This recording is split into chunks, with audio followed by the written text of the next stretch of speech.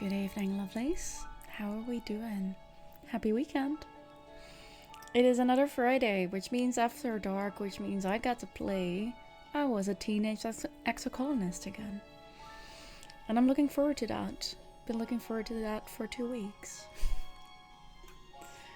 So Robin, welcome in. How are you doing today, dear? Did you have a good Friday? I hope you did.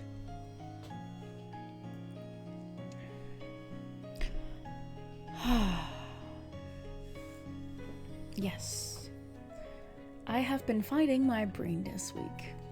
Big time. Big time fighting my brain. Which was actually to be expected during the first week of summer holidays and everything that has been happening over the past couple of months. And still, it annoyed the shit out of me. But I do have a feeling that as of today, things are slowly going the right direction again. So, with a big thanks to a lot of people who here like blah blah blah. Big thanks to all of the people who let me vent, and especially Pissy for mentioning Epic the Musical and saying maybe you should watch that. And I was like, you know what? Maybe I should. And that turned out to be exactly what I needed yesterday, and that was really good. You just got an exclusive discount code for the self-care supply shop. If you know, you know. Feel free to text me for it. Self-care supply shop.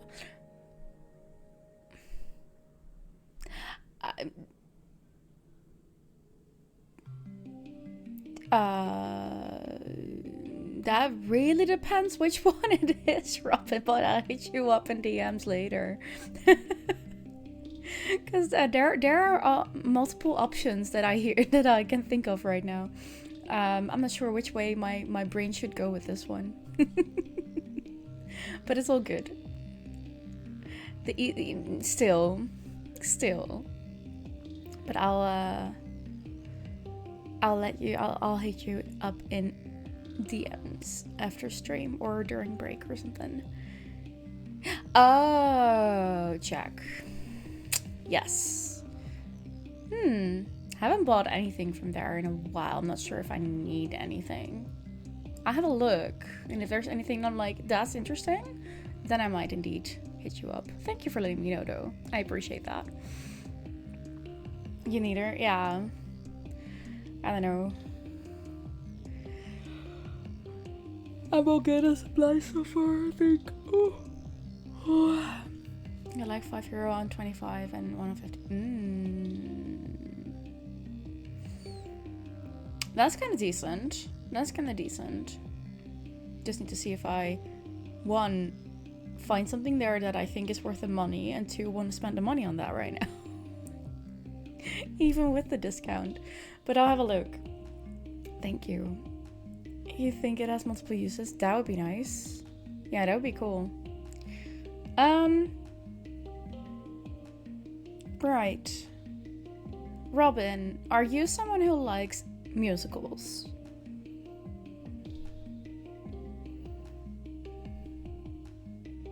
And if yes, do you like Greek mythology?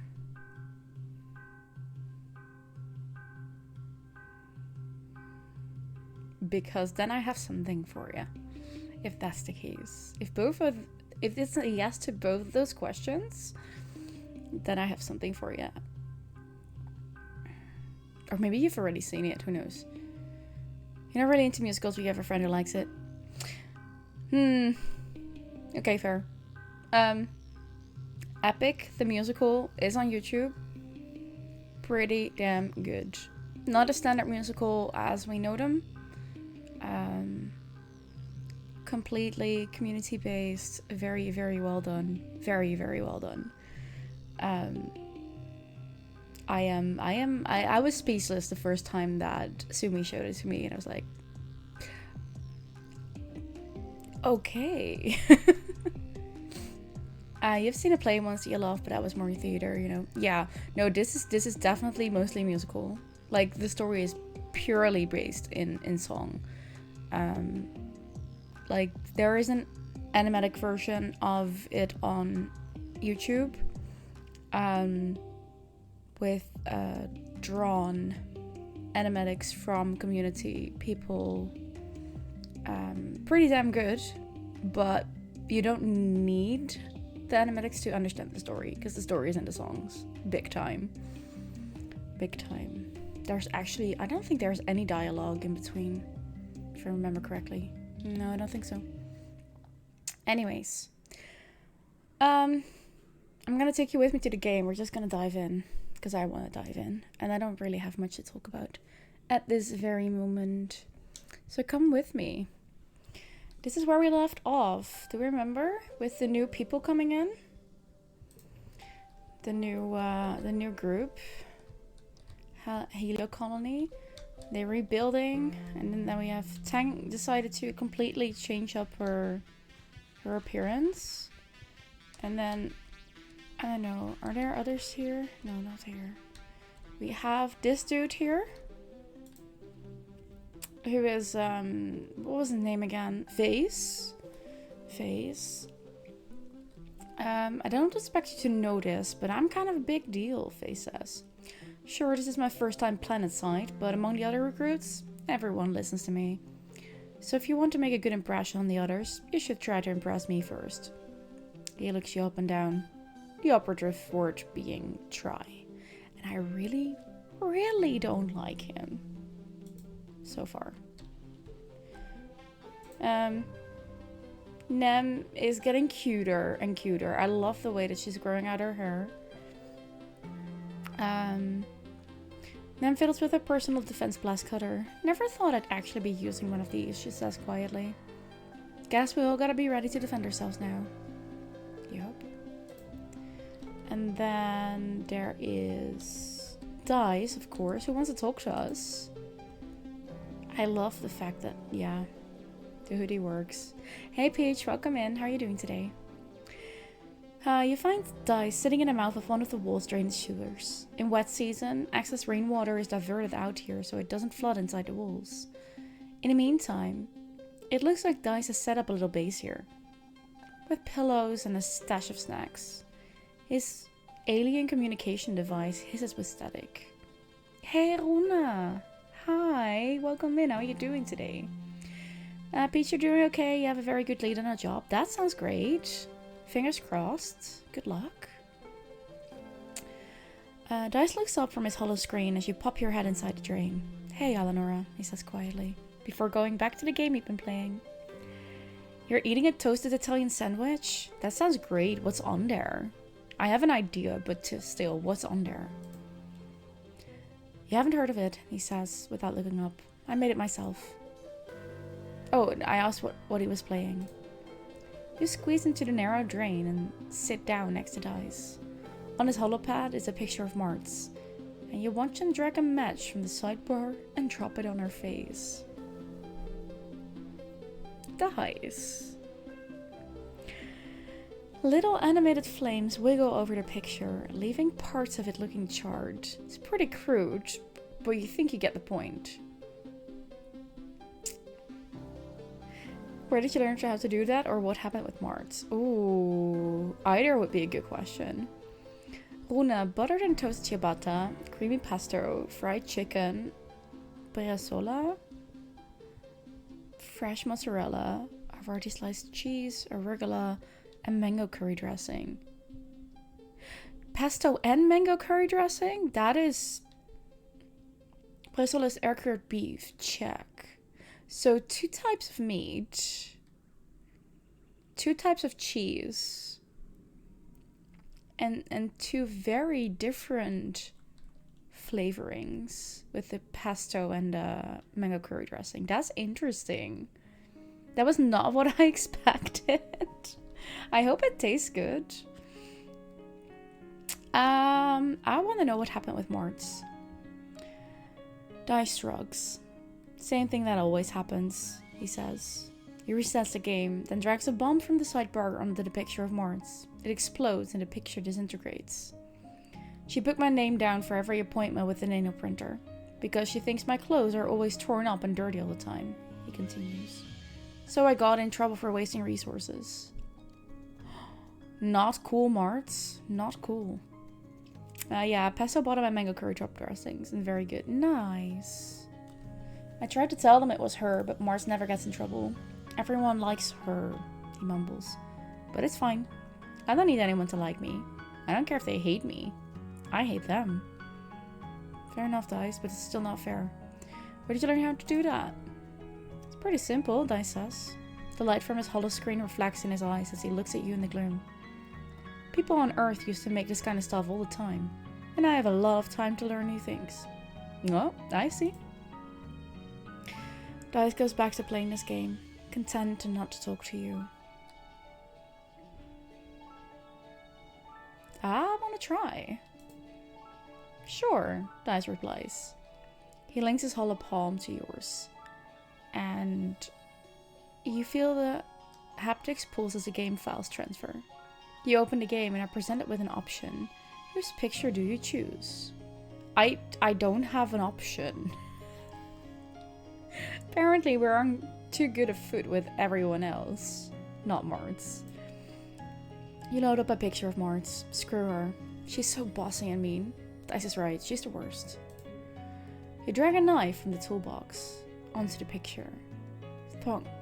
Right through the face. That feels good. In a weird way. You probably shouldn't think about that too hard. No, we shouldn't. You spend a few hours letting off steam with Dice, loading different pictures of your classmates and commiserating about life in the colony. After a while, he even starts to smile a little bit. I don't really want to hurt anyone, Dice confides in you. Sometimes it feels like I have so many angry thoughts inside my head that there is no room for anything else. He turns off his holopalm and looks down at his hands. Even if it makes me feel kinda gross after. It's better than feeling numb. Fair. Thank you for being here, Dice. I appreciate you. So this is Martz, who we were talking about. Yeah.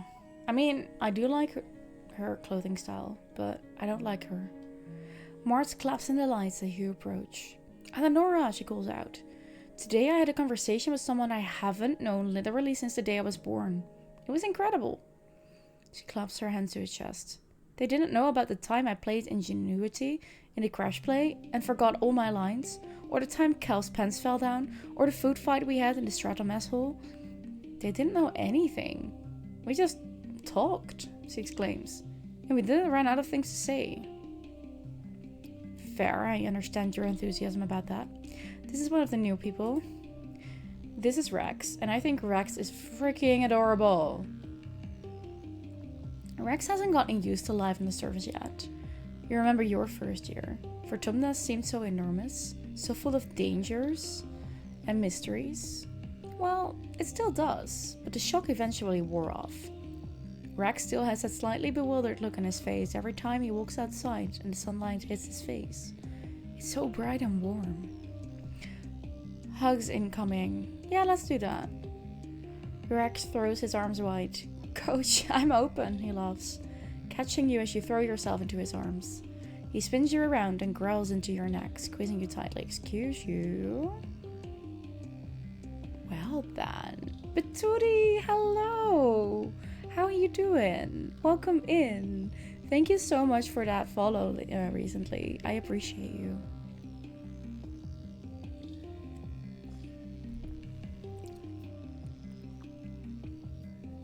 Why are you growling into my neck, Rex? Hello? Do you have any idea what that does to a person? This person. It's a good hug. The kind that makes you instantly just a little more relaxed. Fair. Good, you were just reminding Izzy about the holes, and so I came online. About the holes? Oh, the holes. Gosh. We had so much fun on Wednesday though. That was so much fun. For people who weren't there, on Wednesday I I made a guest appearance in Easy Stream. We played the demo of Voyagers of Nira. Context. I have no clue anymore. You'll have to watch the VOD back from last Wednesday at Easy Stream. I don't know. Maybe Batooty knows again what that was about, but I don't remember the context of it. I'm sorry, Robin. Yeah.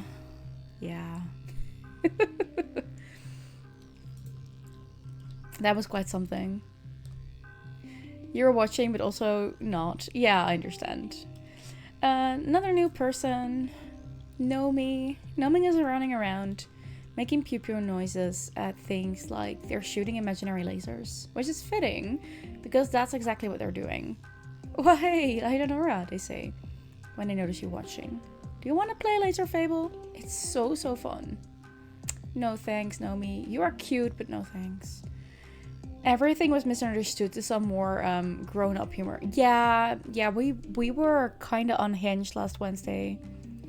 Yeah, but it started off with Easy constantly calling the game not Voyagers of Nira, but Voyeurs of Nira. So yeah, that's where that came in. For some reason, OBS is having trouble with the emote that you guys have been using in the last couple of messages. Normally OBS just shows that. Today it doesn't. I'm not sure what's going on there. Okay. Tammy wants to talk to us. Hello, Eleonora. Tammy bounds over to you. I have a present for you. A present? Hello, thank you. She presents you with a gift. It's wrapped in homemade wrapping paper, scribbled with hearts and flowers. Open it, she says, bouncing on her toes. You open the gift and pull out a handmade stuffed animal. Its lumpy, unlovable face gazes up at you, a prisoner of its own misshapen body. You're not entirely certain what kind of animal it is. His name is Minky, Tammy says proudly. I'm making them for all the kids I babysit. You told me once that your favorite toys are stuffed animals, so I thought you might like one. Give it a hug when you're feeling scared. You know what, Tammy? It's the freaking thought that counts. Thank you so much. I'm not gonna reject her gift. Are you guys insane? You thank Tammy for her gift, and she clasps her hands in front of her heart. I'm glad you like it, Eleonora. I worked really hard on it. Exactly, and that's why we take it on. Also, 5 empathy and 1+1 to cards with a gem. Let's go. Cal is kicking a small beam back into the air, trying not to let it touch the ground. He's not very successful. That new kid, the dog boy, Rex, showed me how to play this, he says, groaning as the beanbag hits the ground again. It's a lot harder than it looks. I love the beads in his hair. Cal is so cute. But also Rex. But also Rex. We have to make and dies. Oh, we have so many options now. I do not like it. Your dad is doing some maintenance on your mom's private garden. Can't believe she put some native plants in here, he says, wiping his face with the back of his wrists. We used to argue all the time about wasting geoponics resources on them. But look, here. He shows you where some green vines are climbing up some trellis as a bobber fruit. Even she was coming around. The only thing you remember is that Easy has something in his butt. Oh right, the loincloths were like clipping, like we had flaps that were covering our back and our front areas, and they were clipping through. My front one was clipping through to the back, and his back one was clipping onto the front. But if we swam, it went away. That was so strange, though. Interesting little buggy visuals. Okay. I think we only have this to do. Deliver supply. Oh, I really don't want to do that. Right. That gives us organization and perception. We already have so much perception, and I really want to go there. It does give us friendship with Rex. Oh, shite. Is that the only way to get friendship with Rex? Because that would absolutely suck. Wait. Because we don't have all the areas right now. No common area is a hastily constructed platform clinging to the sides of the heliopause. Crews are hard at work incorporating the rigid hull into the natural landscape, creating a charming open-air place for gathering, eating, and relaxing. Just outside, you can hear construction happening on new living quarters for everyone from both ships. Oh right, we can help in the kitchens now. Relax in the lounge. That also gives us friendship with Rex. We don't have to do that right now. Maybe we want to do this. Creativity and empathy. A bit more creativity is not a bad idea, I think.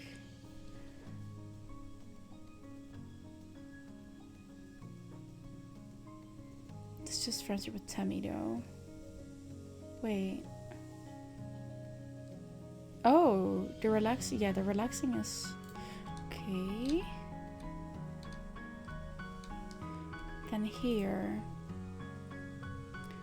Life Sciences, Tangent. Tangent Nomi Nomi. Tangent Nomi Nomi. Reasoning is also quite high already. Empathy doesn't need that much more. Creativity and persuasion. How are we with our friendships? Tension is at 5.5, just like Cal. Dice were at 4. Temmie were at 4. We already have half a heart with Rex. I think I got 3 new people. I thought we had more new people, but apparently it's just 3. Oh man, we lost our mom. It sucks. That happened last time.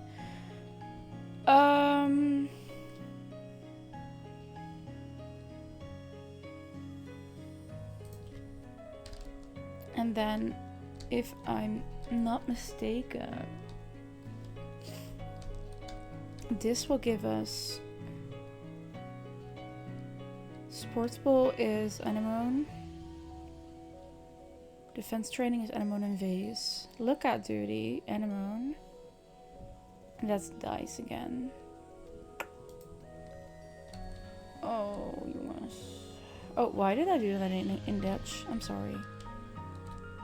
I don't know. Bravery, perception. Survey the plains. Perception and animals. Fortune and Valley is perception and biology.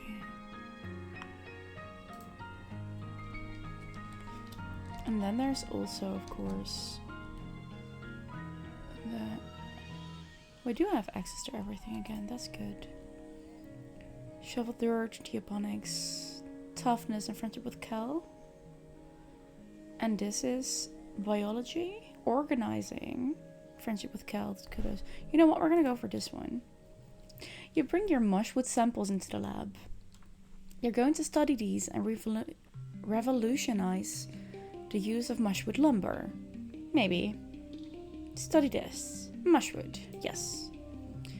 You examine the mushwood under a microscope and take notes on its cellular structure.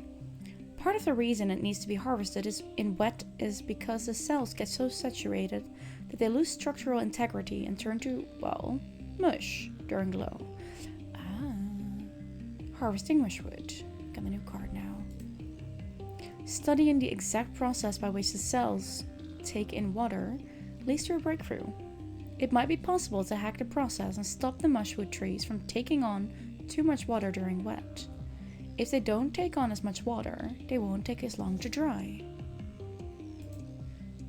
You should be able to develop a spray that the loggers can apply to the fruiting body of the mushwood, the part that sticks out above the ground, to close its pores.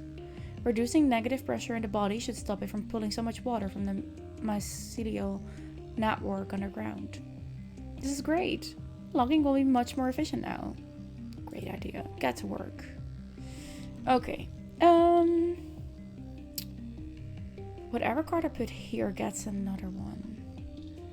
+1 to mental blue cards. 1 slot cards get +2. Okay, we only have one of those. So 1, 2, 3. Perfect. Super goal. Let's go. We got +3. Holy cow. Win. Shadow? Nay. Nay. +4 biology. Cool. And some kudos. Friendship with Cal. Yeah, that's great. That's good. Let's see what else we can do here. Next month. Is there anything that we want to collect here? Someone to talk to. Nobody wants to talk. Nobody wants to talk. Well then. Dice, how are you doing, my dear?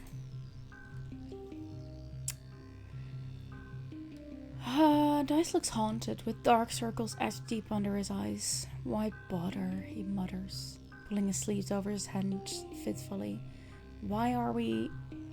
They're just going to come again. It's pointless. Living is pointless. You brooding cutie.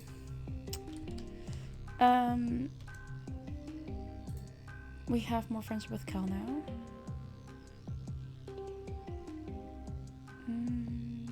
Yeah. Come on up. The friendship here. Survey the plains, perception animals, or bravery and perception? Bravery perception. Oh, hello. Who are you? Oh no, that's Utopia. Yeah, that's Utopia. You just spawned in game and you see a hacking tank coming right at you. Oh. What are you playing World of Tanks again? Is that what you mean?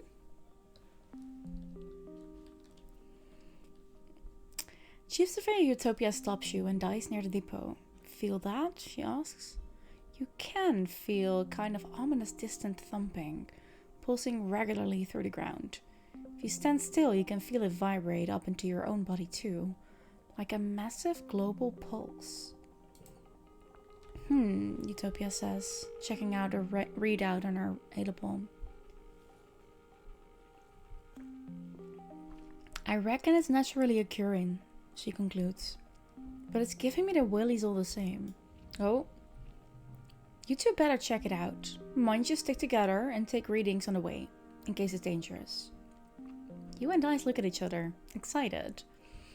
You follow the thumping, now an audible noise, growing louder, west, until you've roughly triangulated its location.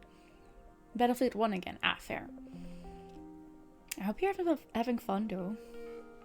You know you're getting close, but it sounds like it's coming from all around you, and your instruments aren't precise enough to help. What do you think it is?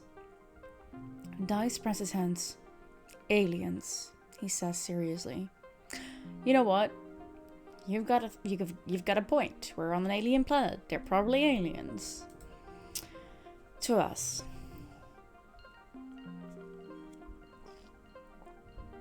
Okay. +1 to physical cards. 5 good if total equals. +5 persuasion. +1 bonus to pairs. Okay. You go here. Oh, wait, no.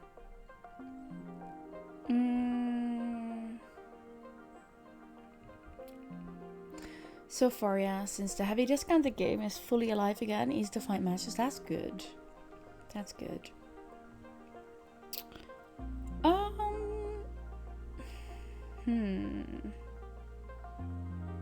Ooh, if I put this one in, I think we're gonna have to do this.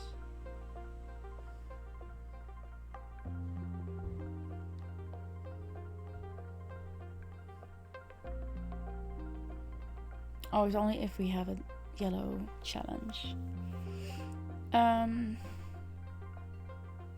Let's do that. Also 5, but this one is truly chaotic warfare.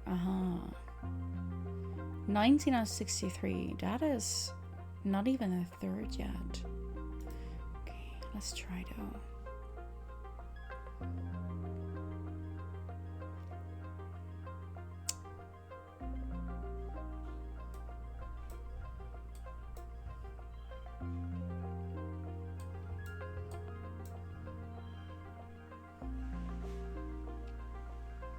No. No.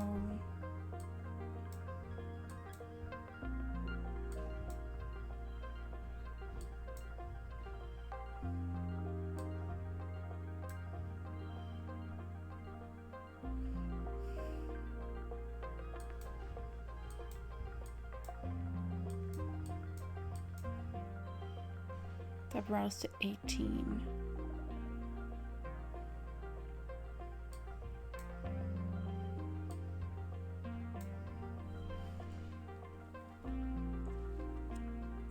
This is gonna be tricky.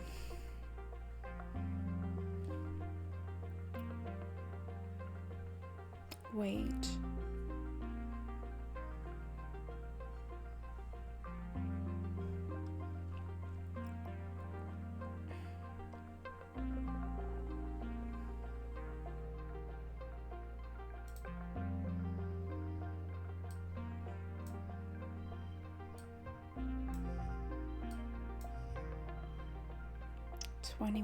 That's more like it. Okay, let's go.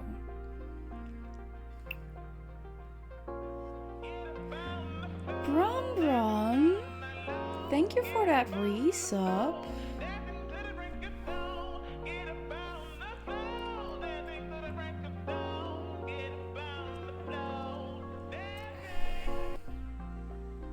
Six months.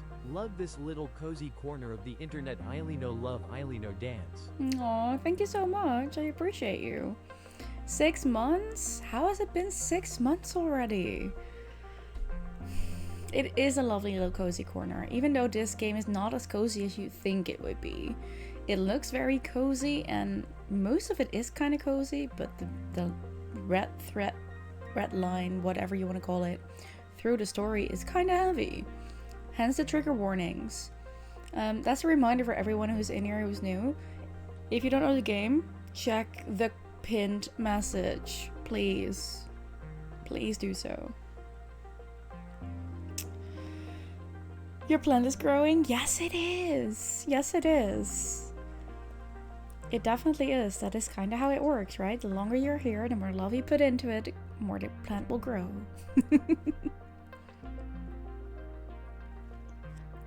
Okay, we need to get to 23. Oh, fuck. No. You were gonna go there.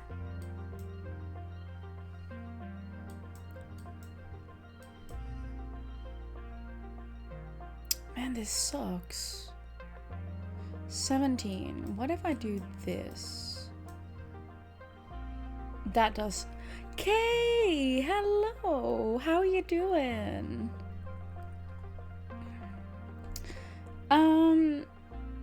Yes, you got the second seed. Let's go. Well done. How did we win this like this? Because we have the 1, 2, 3, 4, 5. Okay, fair. And the third went to Brum Brum. Good to see me. You're okay. It was good to see you this morning as well, or this afternoon mostly. I hope you had a fun time. I mostly lurked because brain. So I decided to do some things that made me not be as active as I normally would be. But it was good to see you again. It was a good stream. Game was harder than you thought. It looked like it, yeah. It looked like it. Okay. You find a machine. An ancient, broken down machine. Like a small pyramid-shaped building made from some kind of dark stone or bone that looks almost like it grew that way. It does look peculiar, but we got a new card out of it. I like that. Except, it isn't broken. It's just so very old and overgrown. It looks more like a pile of rubble and roots than a building or engine or whatever it was. Still, a thumping noise comes from inside it. The vibrations are strong here, making your guts feel weird. You don't notice it at first. There's a curious path on the ground moving away from the machine. A line half a meter wide where the dirt is a little more worn and bare. It heads off in a straight line to the west, or coming from the west. Could animals have made this path? Or the thumper itself? Oh, I wish we could. We don't have enough engineering. Yeah, that was on purpose, wasn't it? Marvel at it, yes. Oh, OBS is having all kinds of issues today. Now it is having issues with the... Oh my god, this is so annoying. For some reason, OBS now decided that it has an issue with one of the badges that Kay uses. Your stream crashed and kept dipping every so often. Yeah, that is not necessarily the case. For me, it's just chat that is a problem. Like, now it has just decided to not show that badge for you anymore. I don't know what's going on. I haven't seen it happen anywhere else, but OBS is being annoying. Weird, yeah. Like it happened with an emote that Robin and Batuti were using, and now it happened with your Elden Ring Superfan badge. I don't know. Maybe I should just make sure that I update it. Oh no, wait, I did. I think I did already update it. I'm not sure anymore. Yeah, I did update it. Weird. Anyways, marvel at it.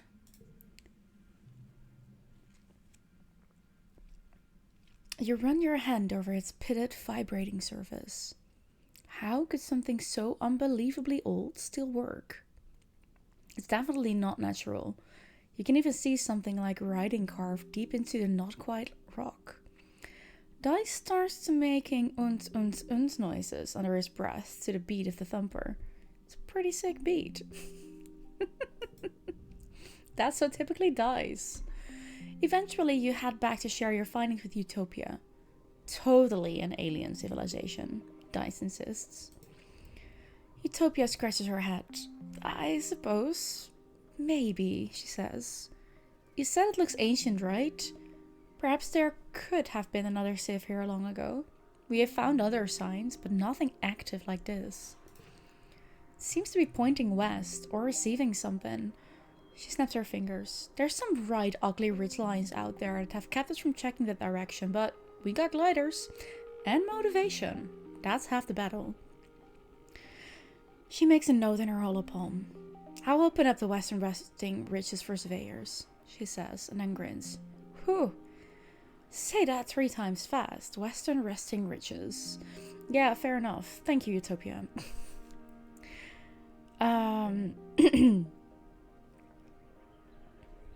Dice is right, it's definitely aliens. We'll have to stick together out there. I'll find it. If I find anything, I get the kudos. No, we'll have to stick out together out there. Dice looks at you curiously. Sure, if you're scared, he says.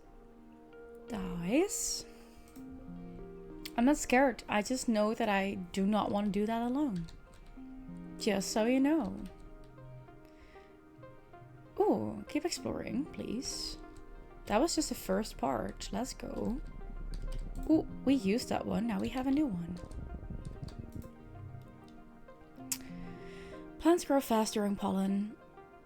They've choked the path here and you can't see an obvious way through. Push your way through the plants. Let's go. Why not?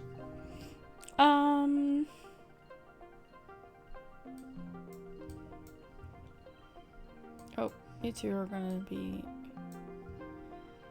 17? 17 is good. Next.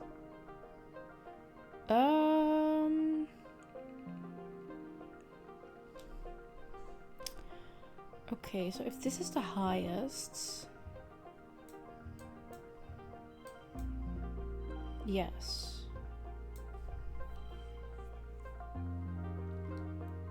We have another round. Okay, we only need 1 right now.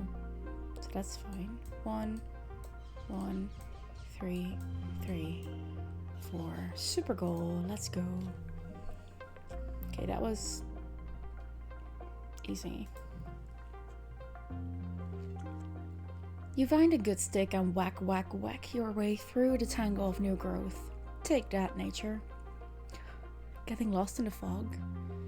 Cute. Okay, time passes. Get some more stress, it's all good. Ahead of you, the road curves right, and there's a steep hill leading off to the left. You bet there's a really great view from the top of it, but it's going to be a scramble to get up there. Hike up it, yes.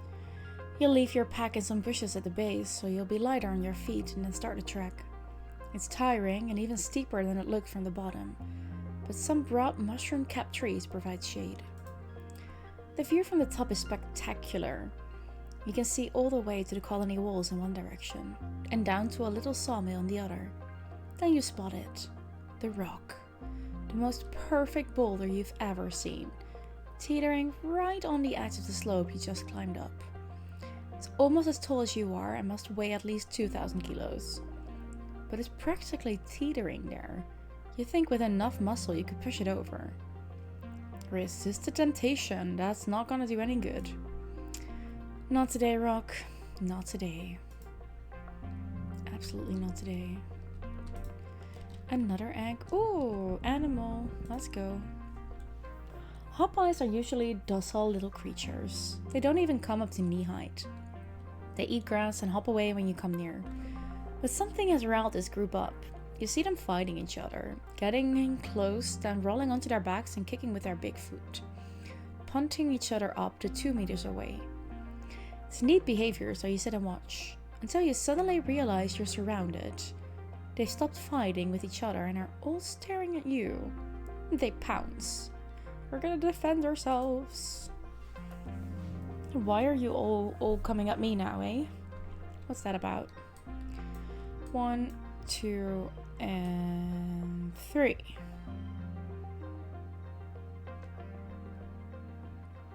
That's what it is for now. 1, 3, 5, 6. Yep. Now I need 11. Cool. +2 to cards with gems. Okay. +1 for each gem on other cards. So then we're gonna have to go here. Ta-da! Ooh, and a super goal, so that means more stuff. Wait, we're gonna do it like this. We doubled it. Well then, let's go. Victorious. Thank you. The cute little critters kick you, but you kick back. You send them scurrying back off to pick on smaller creatures than you. Yes, let me be. There's no need for this. We can do 2 more encounters. The muck hides interesting bugs and other treasure, for those willing to put their hands down the right holes. Are you? You know what? Peek inside. Looks dark. Look closer. You stuck your hands down enough holes to know this. This one seems occupied. Second thought, nope. Bye. Okay, last one. A nearby pond has dammed up and washed out the path here. The path continues on the other side. Bravely jump over it. Let's go. We can do that.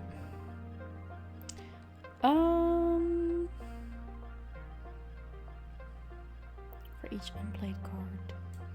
But we can do... Oh, that's annoying. No, we're not gonna do that. 2, 3, 4. That good? 13. Good enough for now. 1, 2, 3, 15. We need 13 more. That's fine. 2, 4, 5, 6. Let's go. And a super goal again. Nice.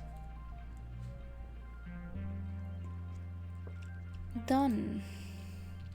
You bravely fall in and get wet. You flounder towards the other side, soaked, but victorious. You're too worn out and tired to continue. Tired to continue. You have to go home now. Okay. You're back. You spent the month exploring. Yes, we did. And we got little friendship with dice. I like that. Perception and bravery went up. Good stuff. Late pollen. Early dust. Oh, new perk.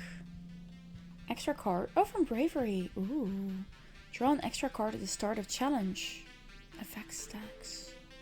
Ooh. Thank you. Dad wants to talk, and I have a feeling he does not look happy. Oh no, he's okay. Dad wants to talk. You overhear your dad talking to one of the other cultivators. He seems to be upset about something to do with the new governor and people from the heliopause. When the other woman leaves, you have a chance to ask some of the burning questions you've had. Who are those new people? Is Governor Lum some kind of space cop? Why did the Helios know about Mom? How come you just let them take over? No burning questions here. Who are those new people?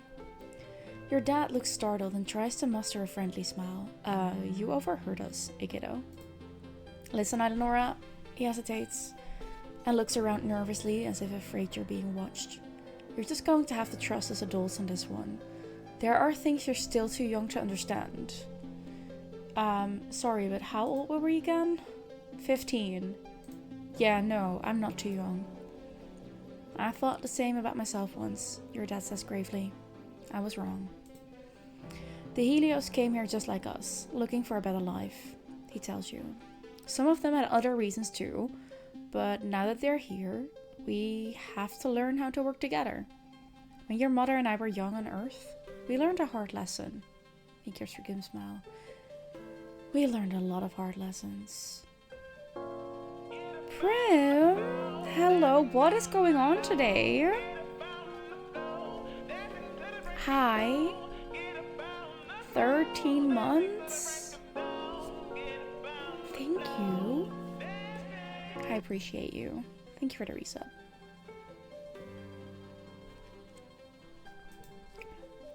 One was that it savored to be led by one dangerous person, then be attacked by an army of them. He lets that sink in. Another was that sometimes when adults tell you not to worry, you should listen to them. Go on, enjoy our youth. He gestures towards the heliopause. Go get to know some of those new kids. I'm sure you'll find they're a lot like you. This is not a know you, this is an end you space, Primson. Both of us. Got that? Are we clear?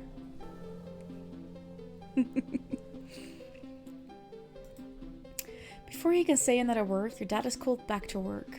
There's still so much to be done to rebuild the farms and geoponic greenhouses.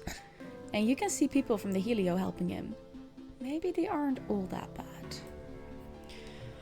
Okay. Yeah, we need time off, I know. You spot Cal sitting in the dirt, picking sullenly at the grass. He's weaving it together into a bracelet. Sometimes it helps if I'm doing something with my hands, he says quietly. If I start to feel scared or upset, I just take a deep breath and try to reconnect with the planet. He's so cute. Want to hear a fun nature fact? Yes. You tell him about the time Tang brought a skunk buck for show and tell in biology. And he got scared and made the worst, most smelliest, grossest stink you had ever smelled. And everyone thought Tang had farted. Uh-oh. Then Professor Hell had to clear out the whole room, and it took weeks to get the smell out of the beanbags. And it was so gross. But also kind of neat how such a tiny bug could make a whole room of kids run away. Kel laughs. I remember that, Eleonora. Except the way I heard it, it wasn't Tang. It was you. Right. Oh, now you want to talk again. You had plans to hang out with Cal today, but when you arrived at Geoponics Dome, it's worryingly dark inside. Robin, you're scrolling through your socials and you just see randomly someone talking and putting a hammer between their boobs, like just letting it rest there. Right. What? Okay. You fumble around in the red emergency room lighting until all the lights come back on with a heavy ka-chunk of a breaker being flipped. You blink into the sudden blinding light until the figures of Cal and Chief Engineer Instance resolve themselves in your vision. If it works, fair. Absolutely no more of that, young man, Instance scolds Cal as he cradles his hoverboard in his arms. The power grid is not your plaything. I understand, Auntie, Cal says. I'm sorry. Instance mutters to herself as she passes you. Honestly, all of this over her toy. Hey, dudette, Cal greets you. Sorry, I meant to meet you outside after work, but... He looks down at his hoverboard. My board wouldn't start and I figured it was maybe out of juice. But when I plugged it in, it threw off all of these sparks and then the whole power grid shut down. Whoopsie. Cal's shoulders slump. I was gonna ask Dr. Instance to take a look at it, but she told me she doesn't have time to fix a dumb toy. I'm sorry, Cal, that sucks. Yeah, Cal sighs. It's just... He rubs his eyes. We've only got a few things left from when we were kids, you know. Everything else is broken or gone or dead. So it's kind of sad when a piece of old technology needs to be retired. But Cal seems to take this one harder than most. He hugs the hoverboard to his chest and excuses himself, not waiting to hear your goodbye. I understand, oh Cal. Go take some time. You're okay. You'll be okay. Rax is alone. Where's Martz? Martz is up there. Dice, do you want to talk? Dice is not here. Where's Dice? Face. Nomi. Nem. Tangent. Where's Dice? Dice? Hello? Where are you? Is Dice out here then? Oh, he is out here. Ooh. What a great idea of me to go here. We're gonna go on a break, so you guys enjoy the music. There will be ads in the meantime. You're not gonna miss anything because we're on break. That's why we do that. Go get yourself a drink, go get a snack, go to the bathroom, stretch, walk around a bit. Just move for a while. You've been sitting for quite a bit by now, probably. So we'll be back in 5, and then we'll continue this. See you in a bit.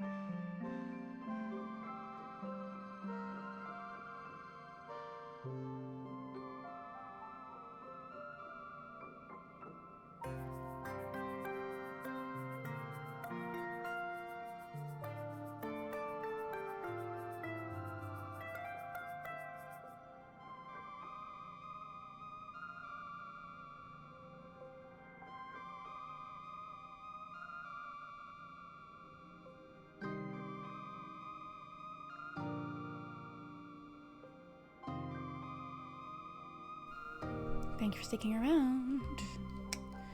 Why did that jump back just now? Oh, that's annoying. I don't know. OBS is having issues for some reason. For some reason it is having issues. Oh well. It's fine for now. Let's dive back in. We need to rest. Now we can do two things. But I kind of want to get some more contact with Rex. So we're gonna rest up here. We're first gonna quickly check if there is no item laying around that we want to pick up. But I think there's nothing. No, we already had that one item. Okay. And then we're gonna rest here. Relax in the lounge, because that gives us friendship with Rex. The old lounge is toast. What was left over from the attack last glow was destroyed in the crash. The new lounge just isn't the same. You miss the beanbags and the walls covered with art you scrawled as kids. Someday this place will feel like the heart of the colony again, but right now it just reminds you of how chaotic and horrible this past year has been. Fair enough. We took the month off. Yes, we did. Do I want to forget? Yeah, I want to forget this one. Oh.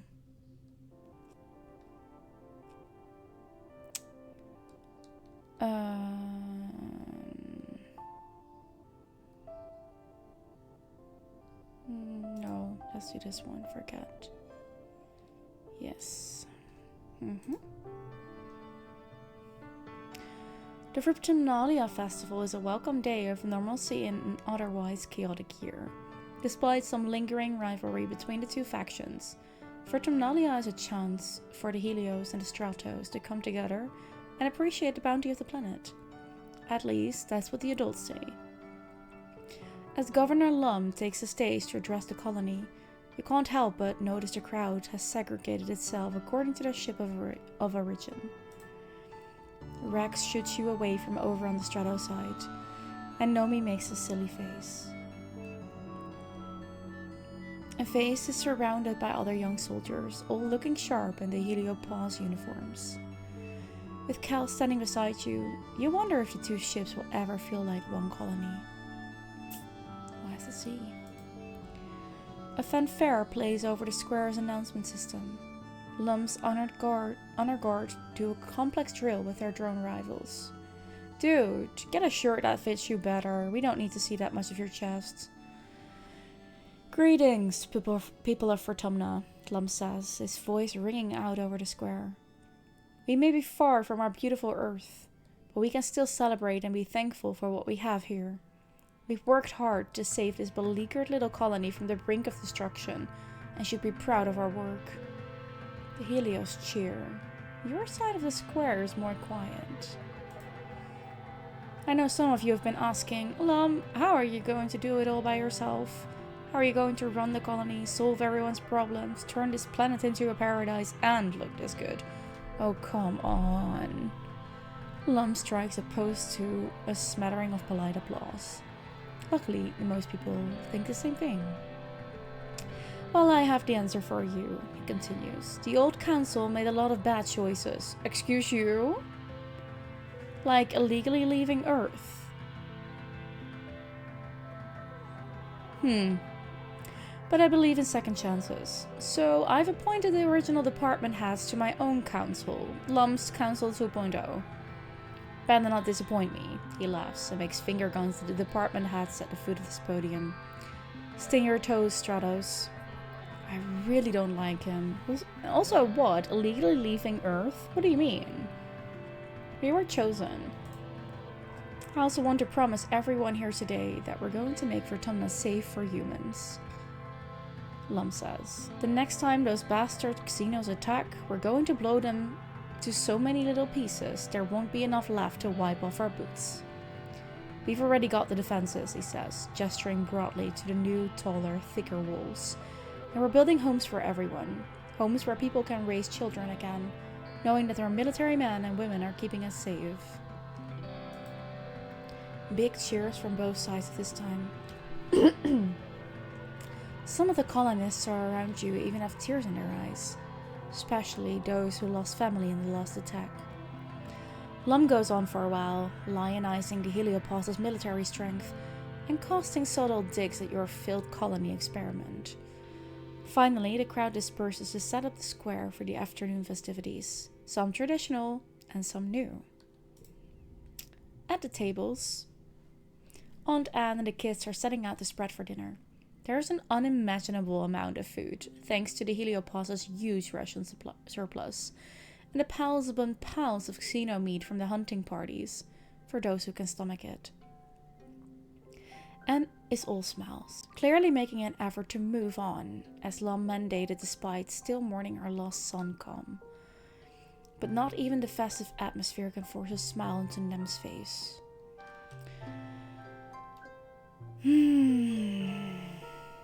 Fair enough, Nem. Party time? No, we should be mourning, not celebrating. That's not how that works. Who do these Helio-Dirks think they are? I think I Miss My Mom is the best one here.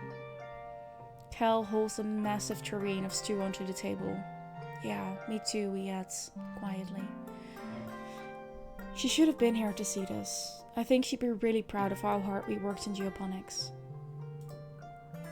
The chime sounds to announce that the square is set up for the annual competitions. What do you choose this year? Man, I can't do any of these except for the trivia one. Ditching the event. Now we'll go for the trivia. Instance is too busy to organize a science fair, so you do a Helio tradition instead. Trivia night, hosted by Congruence. You, Tangent, and Nomi all sign up. I miss the science fair, Tangent grumbles, but I've been memorizing facts to prepare. Okay, a reasoning challenge.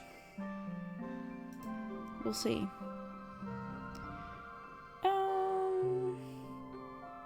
85? Hello?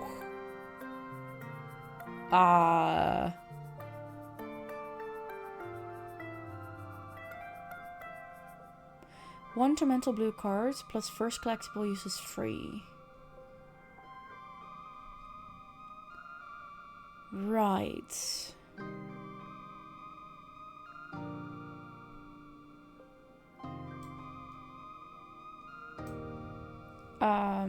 Let's get you out of... no. We don't have gems on the cards. Oh, these are normally 3, so they're 4 now. Okay. Let's do this. I guess. Or would this be more fitting? No way. No, it should be this. Okay.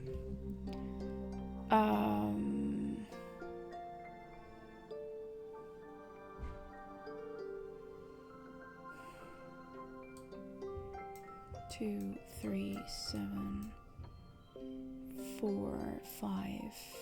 I guess it's 20. We're never gonna make this. How are we supposed to do this?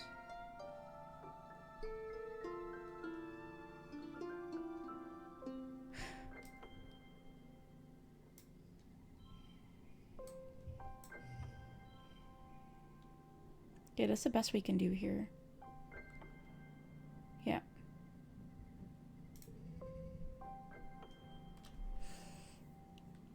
We do get an extra card that we don't need. So 4, 4.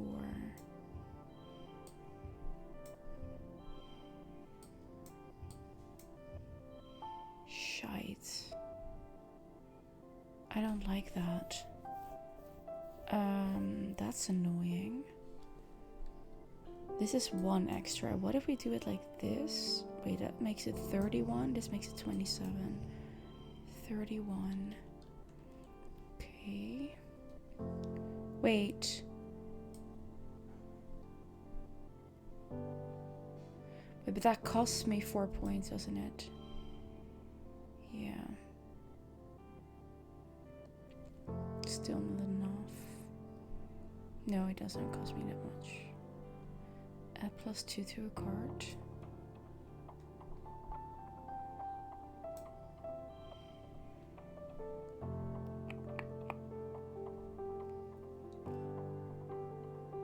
How are we still at 34?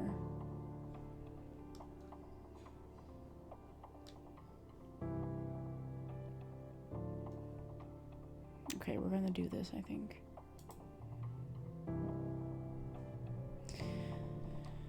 Yeah, we'll take that. That's fine. You got most of the questions right. All that studying and watching Holovitz definitely paid off. Nomi shrugs off their loss. Tang tries to, but you can tell she's actually kind of ticked off she didn't win. Trivia champion. I like that. After the festivities, the mood in the colony is a lot lighter. You see people smiling easier and often see mixed groups of Helios and Stratos socializing together. It feels like the first time people have actually let themselves relax. Okay. So that's that. We're on to mid-dust. Anyone want to talk?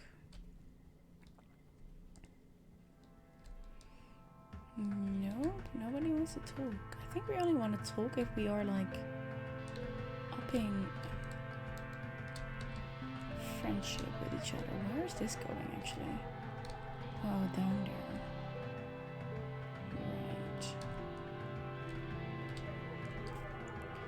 Right. I would like to spend some... Oh. Probably because we won, eh?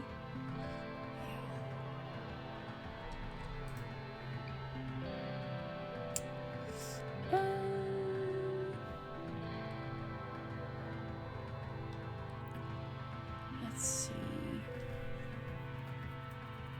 More perception? Almost full on perception.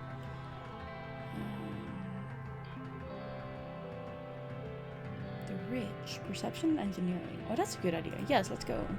That's that new area. Okay. Ooh. Okay, let's see. The only way to resting riches is by glider. Part vehicle, part kite, and all adrenaline. You land on the rocky, broken up spine of the nearest ridge and nearly fall over when you look down at the plummeting slope into the basin below. You are a long way up. Dice and Utopia glide in beside you. Phew, Utopia exclaims. You handled the glider like a champ, Dice. You too, Eleonora. She peers down over the slope of the ridge. A lot more exciting than the swamps, right? I want you two to stick together out here. It's dangerous in those ancient convergent domain ruins. Convergent domain? Ruins? You look around. The landscape is like nothing you've ever seen before. Dry, cracked soil gives way to steep cliffs, and what little vegetation here is brittle and sharp, you can feel the dry air wick away the moisture in your lips. Wait, what the heck is that? Crystal stuff way down below, stone structures in the distance, glowy thingy on the ground, cute little nose doing your cute little face. Yeah, no, we're not gonna flirt with Utopia. Glowing thingy on the ground. Strange device. You point it out, and Utopia gives it a nudge with her foot. Beats me, she says.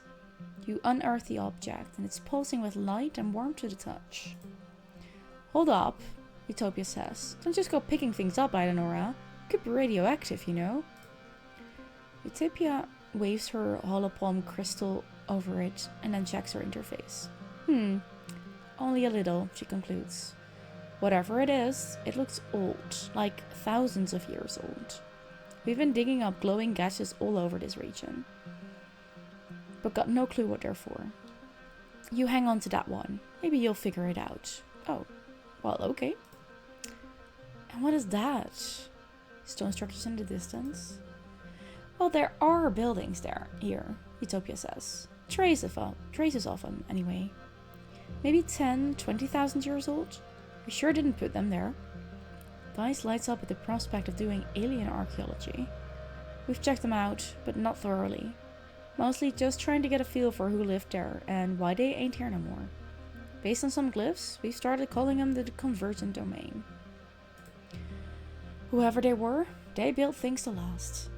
Utopia admires. It ain't just arrowheads and cave paintings. There's real architecture. Machines even. Wait, what? Tell me more. I wish I had more to tell you, Utopia says. Most everything we found just poses new questions. The structures read more organic than anything. So, does that mean their gene tech was super advanced?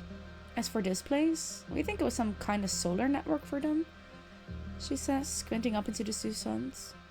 Looking at it from above, you can see these big vines traveling up and down the ridges, like power lines. And there's hardly any plant life elsewhere. Like they soaked up all the energy and made it a desert.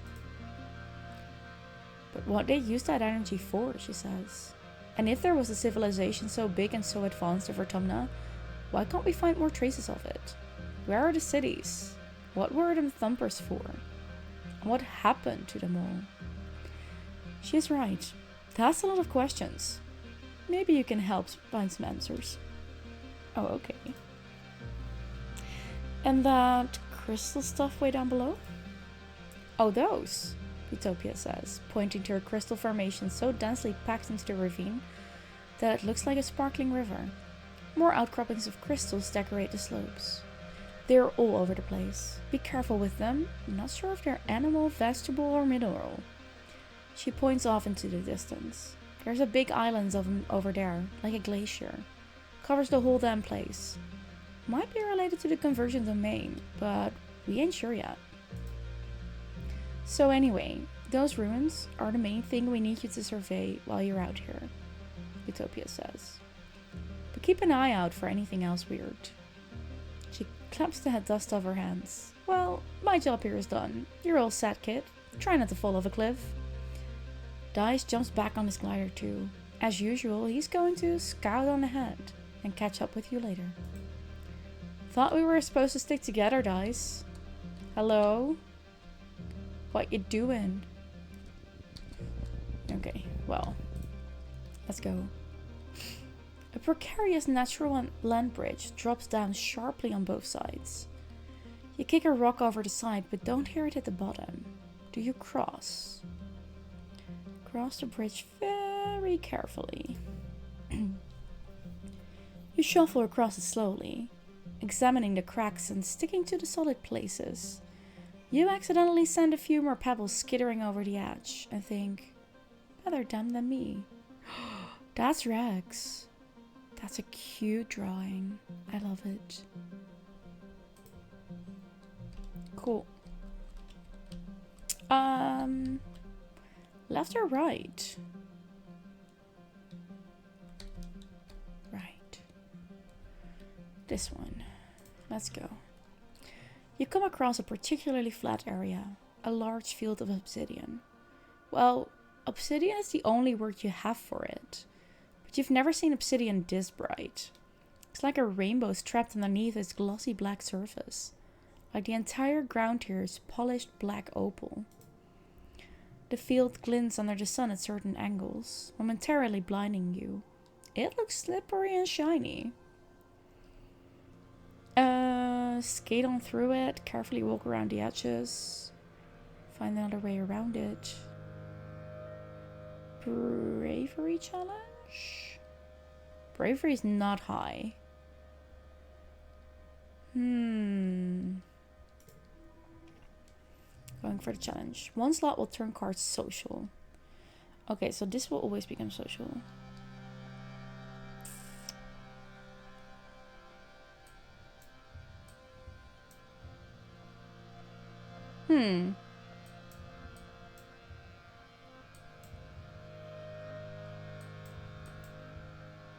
Oh, that's really annoying, by the way. Oh, shite, that's really annoying. Yeah, that's really annoying.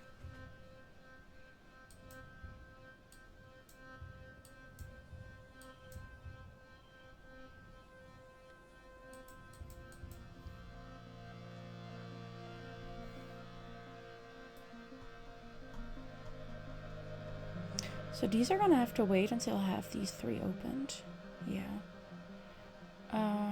Hey, Kellen, welcome in. How are you doing?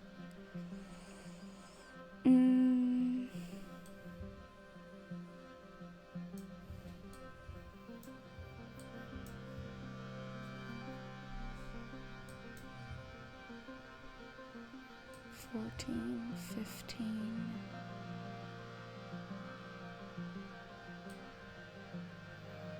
Good. I'm glad to hear that. No, how about this one? No, we're not gonna do that. I don't want to do that. I just do it like this then. Whatever.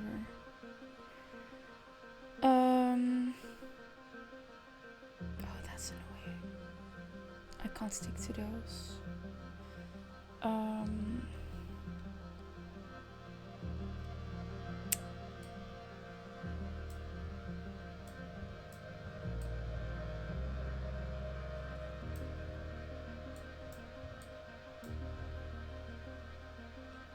17. No. That one. 21. Yeah, we're just gonna go for it. Man, just give me more yellow cards. How hard can it be? Goodness sake. Me 33? That's nearly impossible.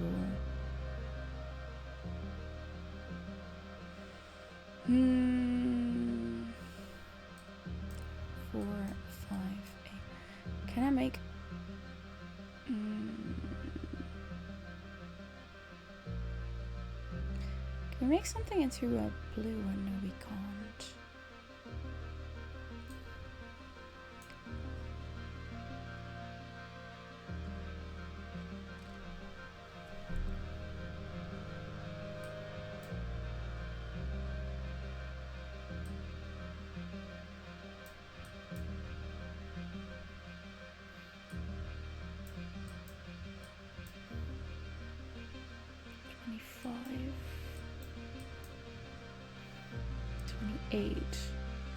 And a bit of stress then.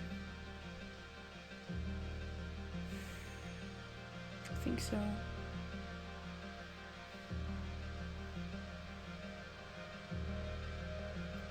Yeah, let's do that.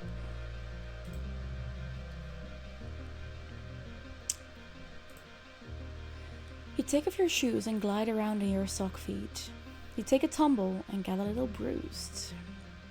But have a blast. Woo! Do some science while you're here? Yes. You find a patch that is a little different and take some readings.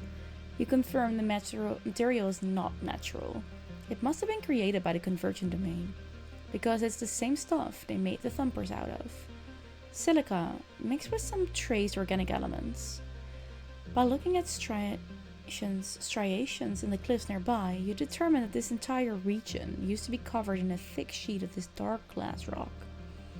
In most places there is now a layer of soil over it, but if you dig down far enough, you'll probably find this layer everywhere, like the whole place has been glossed.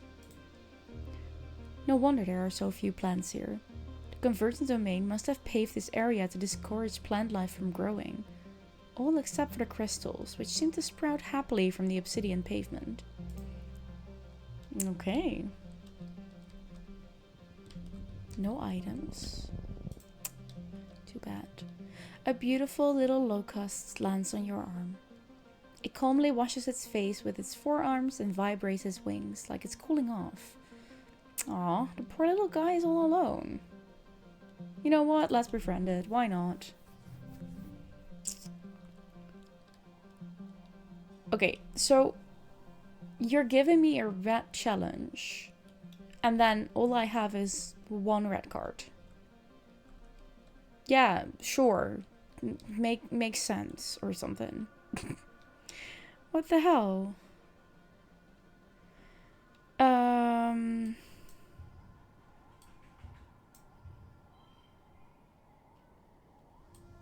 Becomes 3. That's really annoying.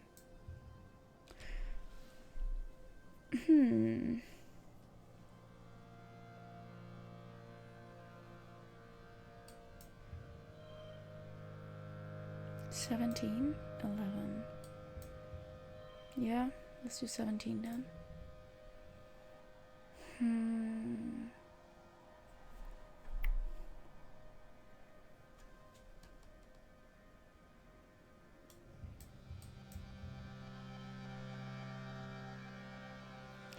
The fact that this one becomes 3 is really annoying.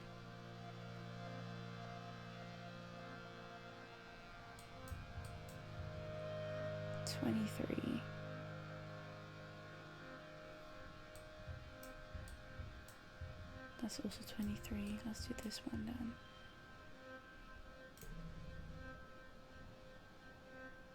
Oh my goodness.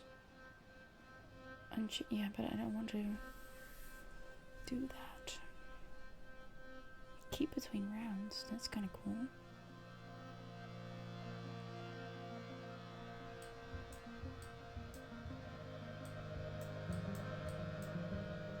It's a window. We're gonna go for that. We are gonna go for that. No skill changes. That's okay. You look it up on your holopalm. It's a mask wing, named because when it's frightened, it opens its wings all the way and flips them forward, making it look like a grimacing manticore. Scary. But even scarier is how much they can eat. They usually eat leafy plant matter, but they're not above eating fabric, wood, hair, or even skin. They swarm in dust and in hot places like the ridges. You see something out of the corner of your eye and look up from your new friend. Oh. In the distance you see a haze above the ground. It's the locusts. Each one bigger than your fist. These insectoids can eat their weight in under an hour. There are millions of them out here. And they'll be here soon. Your body takes off to join its friends and you gotta go. You make it through your glider in time, thankfully. You come back to this place later in the week. What Volia's there had been is now stripped bare. The only thing still standing are the crystals, glinting in the sunlight.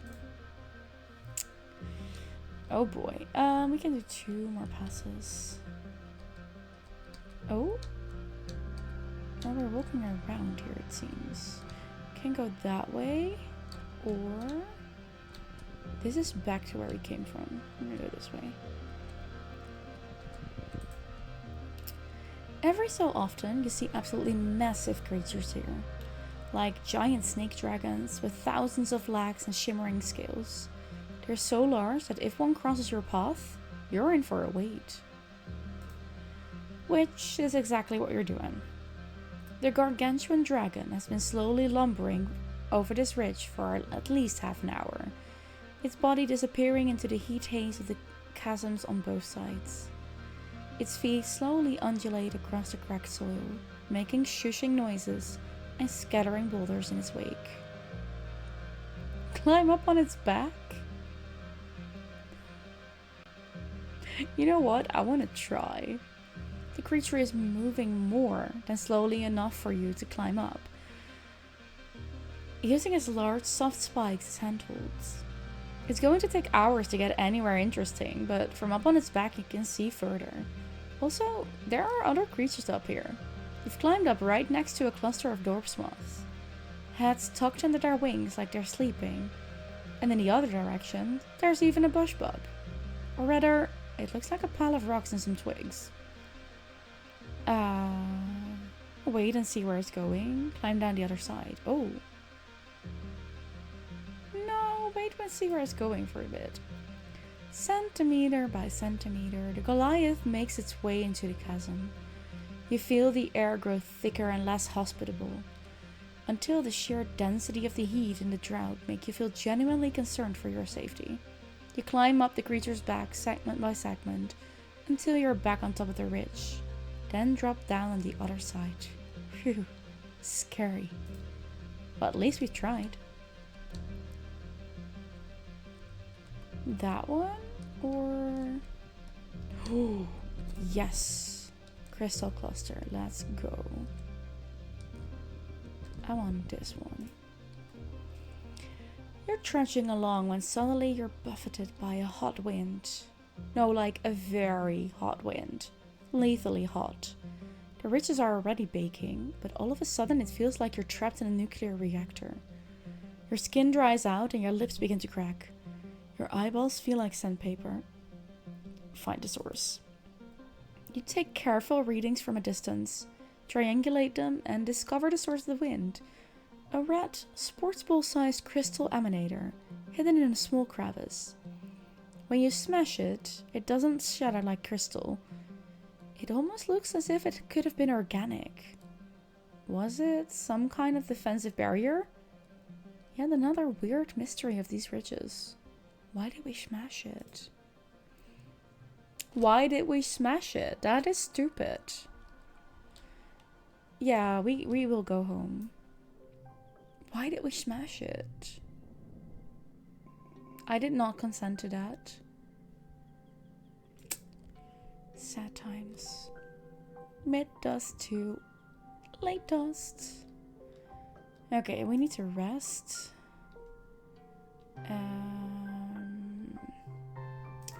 Let me see.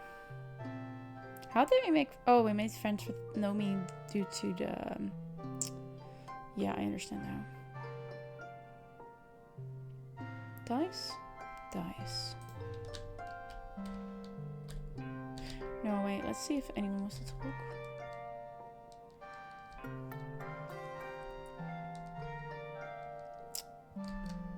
No. But we can check in with Rex for a second. Rex surveys the reconstruction efforts with a thoughtful look on his face. And smiles away when he sees you and smiles. Hey, Eleonora, he says. I'm thinking we should put a pool over there? Oh, how about a dance floor with giant booming speakers and blinking lights? And a disco ball. He's adorable. More hugs, let's go. Rex folds you into his arms, bending his whole body to you. He smells warm and a little spicy, like clean sweat and sunshine. It's a good hug. The kind that makes you instantly just a little more relaxed. He is adorable. Cool. What's your no? Oh. Rex is bouncing a small beanbag on various parts of his body, keeping it from hitting the ground. He stops and snatches it out of the air as you approach. Hey, Eleonora. Do you want to play? I'm coming in for another hug. Let's go. Again? Rex laughs, but wraps you up in a great big bear hug all the same. Yes, again. Sometimes we need that. How old are you? 16. Cool. We're 15? That's fine. Still gonna hang out with Dice here. It takes a long time to find Dice today. When you do, he's hiding in the bed of one of the transports used by expeditions. Don't make me go home, he says, pulling the dust tarp down over himself. It's so crowded, I can't hear myself think. Done. Wait, oh, that's interesting. Where can we then? Oh, that's here then, I guess. Yes, relax on the balls. The only spot of excitement this month was when you filled in for Nam when she needed to use the bathroom. And just by chance, you happened to notice a small pack of hot pies starting to chew through some cables. Nam is a little peeved you got the accolades for spotting them, but it's not like she can complain. You weren't even supposed to be on lookout duty. Fair? Yes, we are gonna get rid of this one. Forget. Okay. Late dust. Early wet. Okay.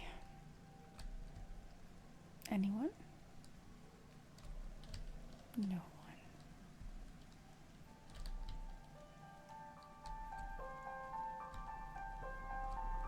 Oh, look at that. Oh, hey, Nomi. Nomi's openly gawking at the rain pouring down. Whoa, they exclaim. I am not over that water just falls from the sky here. What's next? Every day is like a whole new planet. Have you guys had weather? this whole time. It's so cool. They giggle and kick their feet, sending up big splashes of water. Okay, Nomi, you're adorable. We've read that before. Let's just check in with everyone. Hi, Martz. Oh, right, yeah. No, we've done that. We've done that too. Well, hug's incoming. Ah, yeah, Rex exclaims, wrapping you in a strong bear hug. He even lifts you off the ground a little. That is so cute. And a great way to, like, quickly rank up our friendship with him. Temmie purses her lips as she looks out at the shambles of the colony. What a shame, she says quietly. We all worked so hard and now it's just gone. She sniffles and puts her fingertips to her lips. I've tried so hard to make this place feel like home. I don't know what else I can do. It's all good, Temmie. You tried very hard. Tang. Tang is deep in conversation with Chief Engineer Instance, conferring over a hollow screen. Tang says something that makes Instance smile and pat her on the shoulder, who then gestures to close her holopalm and walks away. You approach Tang, who looks unusually flustered. Oh, hello, Eleonora, she says. The tips of her ears are pink. Do you have need of my assistance? Nope. But I'm glad you are doing okay. Okay, kicking a sports ball around listlessly. After a while, she picks it up and just stares off into the distance at the colony walls. I'm so sorry, Nem, you're having a hard time, I know. I'm gonna give you an egg, because I have one for you. Nem gives you a little smile. Thanks, Eleonora. This was Com's favorite food too. Of course it was. Fine. Unless you're here because you've realized Rax is a shit for brains coward who'd rather dick around than defend his own home, get out of my sight. Face growls. I don't have time for weak-willed deadweights like him. And right now, that includes you. You know what, Face? Get lost. You're an asshole. I really don't like Face. Your dad is deep in conversation with some official-looking people from the new ship. You arrive in time to hear him say, they're not aliens. They're livestock. I should know. I shuffle enough of their... He sees you and brightens. Excuse me, fellas. My kid's here. We'll have to continue this later. He throws his arm around your shoulders and walks you away. Kiddo, thanks. You showed up just in time. We're gonna help him with animals. Your dad is helping two bristle slugs who've gotten tangled on each other while maybe they were wrestling. Your dad doesn't want to go into the details. He hefts up the larger one and you carefully pull apart their bristling spikes, being careful not to get jabbed yourself. 10 minutes later, they're back at it again. Your dad shrugs. The heart wants what it wants, I guess.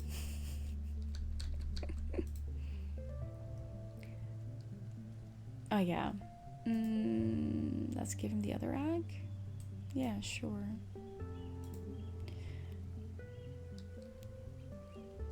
I know. Okay. Wait, but...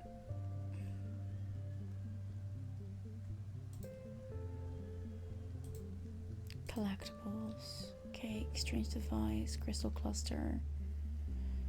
Mushwood, yellow flower. Let me check again. Casino egg. We don't know. Medicinal roots.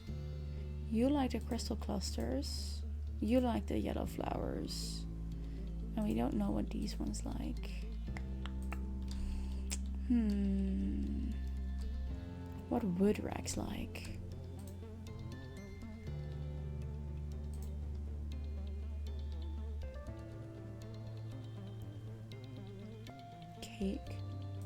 Cake would always be good, right? Aw, thanks, Eleonora. When I'm trying to watch my figure.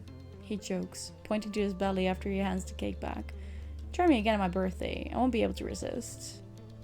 He does like cake, but he still gives it back? Huh? Wait, what? So he does like it, but he does give it back. Now that's strange. That is kind of strange. What are we gonna do?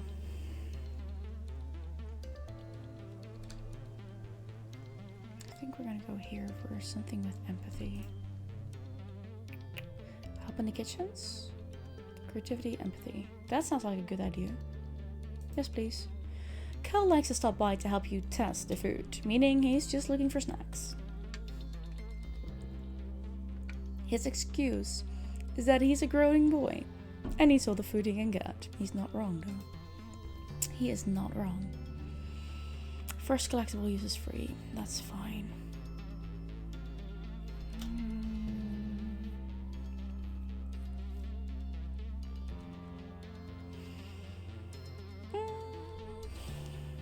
Oh, this is tricky.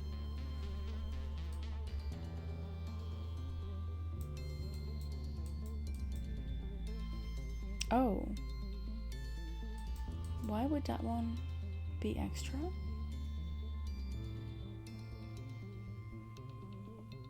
Why did she become more? Oh. +2 to cards with 4 gems. Check. So then we should say this, eh? Like that.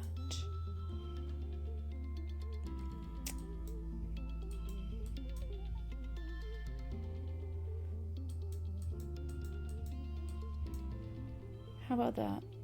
That's still 26.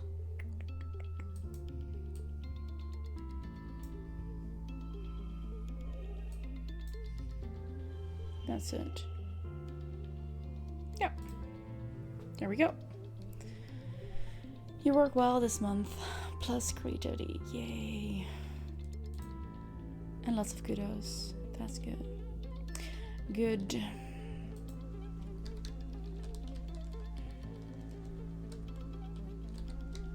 You get a hug. Again? Yes, again. But it does not give us more friendship, does it? No. Too bad.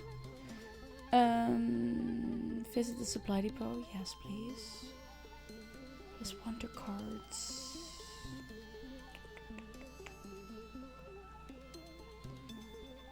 +5 biology and bonuses traits. I don't think I am okay with any of these. Do I want to deliver supplies for some money? Organization. Perception. A bit of organization is not a bad idea.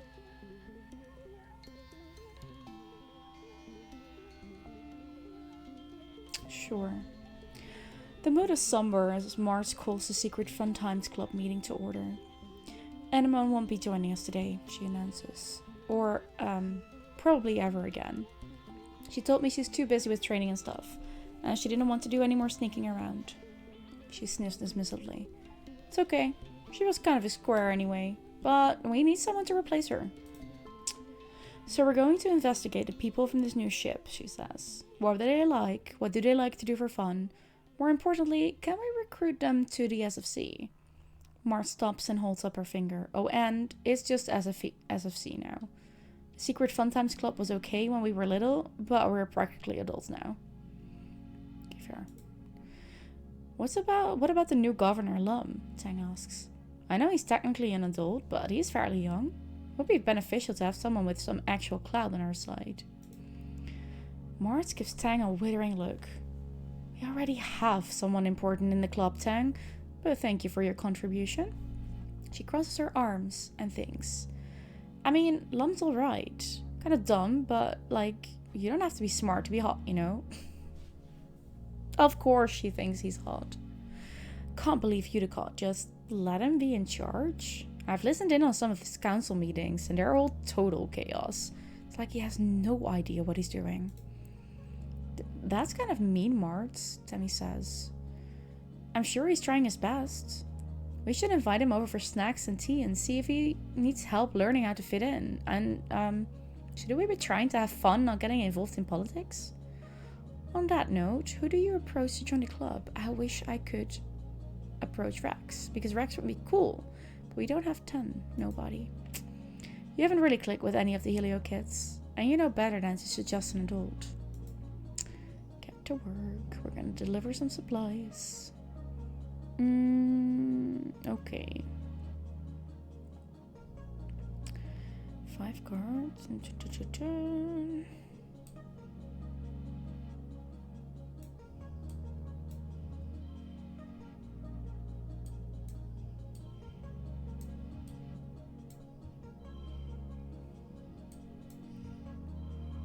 Yes, bingo. Let's go. Okay.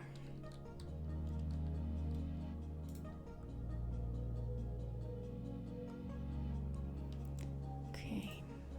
We're close to the next glow. I'm really curious what that's gonna do. Rex spots you and waves. Well, his whole body at you, thrumming with excitement. Eleonora, he exclaims. It's another beautiful day on this beautiful planet. Whoa, what a time to be alive. He looks around at the ruins of the colony and lets out a little laugh. So what if it's a bit of a fixer-upper? That's alright. I'm good with my hands. Are you now? Are you now? That's new info. Let me see. Reasoning and empathy. Creativity, persuasion. No, some more reasoning is actually a good idea. But engineering. 2 biology, 1 reasoning. 1 engineering, 2 reasoning. We're gonna go with this one. You hear a scuttling of metallic legs. What the heck? And a strange knee-high robot bursts into your engineering lab, going full tilt on its 6 spidery legs. It slams into a wall hard enough to knock itself down. It seems to be having trouble getting back up again, and is flailing its metal legs around dangerously. Put it back out in the hole or smash it before it hurts someone? Put it back out in the hole. Ouch, it accidentally slashes you with a leg while scrambling to find purchase. Stupid robot. Congruence TV thingy wheels in squeakily as the robot runs off down the hole. Sorry about that, she chirps. I'm so close to getting his new movement algorithm online. After RoboVax corner it and we can try again. Working with robots is just so hard with no hands, she continues, wheeling back and forth in a display of frustration. This was much easier when Hal was here. I miss him. Congruence doesn't need to clear her throat, but you get the distinct impression she's simulating it anyway. Well, if you know anyone who loves to tinker with bots, let them know I need a helper. Get to work. Okay. A 9? It was an 8.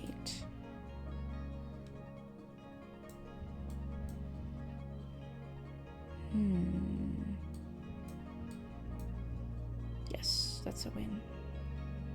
Cool.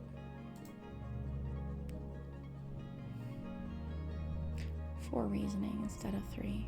Nice. Okay, and we're going into the glow just before... No, in that case we're going to take a little longer break, because I know this is going to be a lot of reading, and I don't want to do that while ads are closed. So we're going to take a 10-minute break. In that time there will also be ads. Go get yourself a drink, a snack, walk around a bit, move your body, go to the bathroom, stuff like that. Send a message to your loved one or hug them if they're near. Just to let them know you're thinking of them. And I'll see you back in 10 minutes. Yeah, around 10 minutes. Have a good break. Have a good break.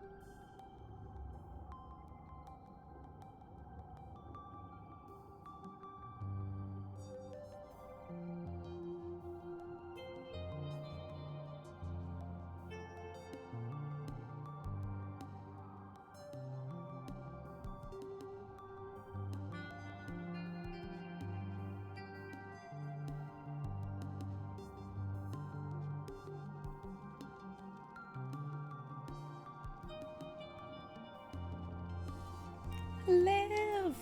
Hello, dear. How are you today? Good to have you here with me. And us. Okay, are we ready for the... I'm not ready for the next glow. I have a feeling this is gonna go horribly wrong again. Thank you, Robin. Thank you so much. Thank you all for sticking around while I do my breakies. Long time no see. True, Liv, you have not been streaming recently, have you? Are you alright? Are you alright? I really hope so. Okay. Next month. Here we go. You meant something else? Oh, you did see Liv recently then, I guess? Or in another stream, maybe? Okay,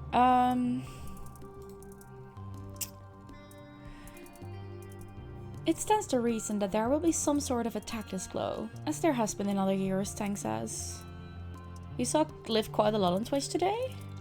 As in other streams? Or was Liv streaming themselves? Because then I completely missed that and I'm so damn sorry. It is my hypothesis that each attack will grow in intensity until we are routed from the planet or become the dominant species.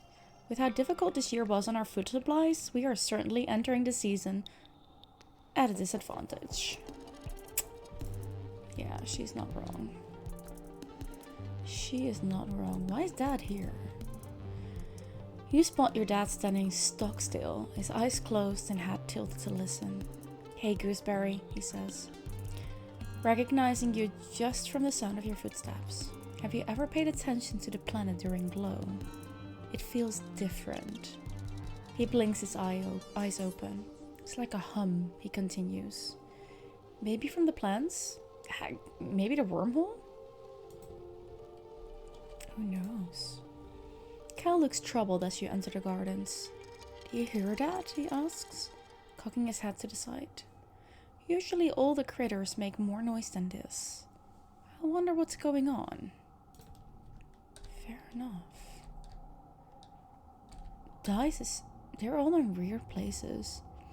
You read it says in quit as in end. Oh. You saw Liv quit a lot on choices today. Yeah, that's also an option.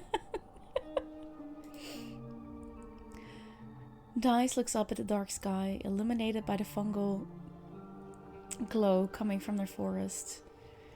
Do you think it's going to make a difference? He asks, not looking at you. The soldiers, the wolves, the explosives, they're going to keep coming harder and harder until we're dead. You might be right. I haven't seen you in a hot minute. I hope you're well, Liv.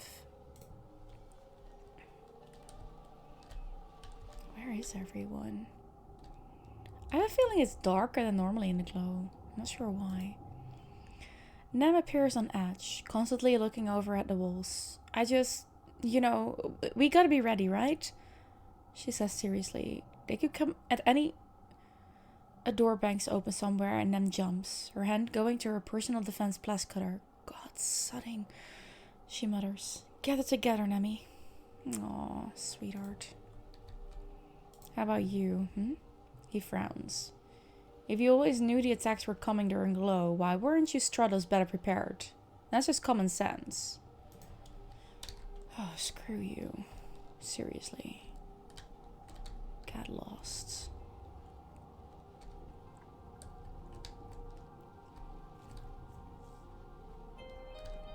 Doors are closed.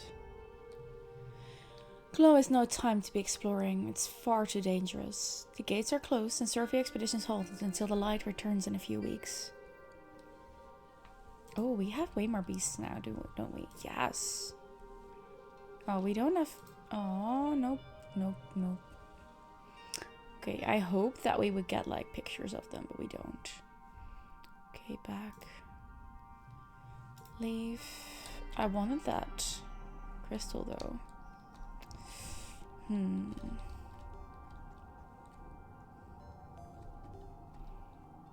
Where's everyone else? Okay.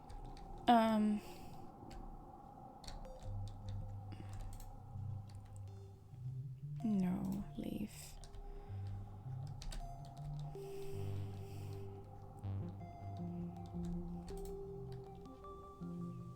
Visit the spa? Why not? Oh. We can forget memories here. Wait, that's a good one. We can. Do we have 0 still? No, we only have 1s.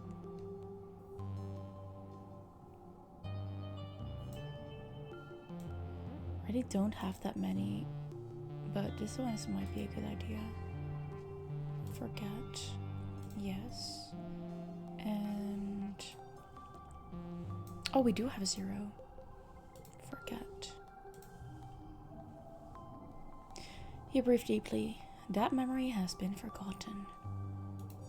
Yes.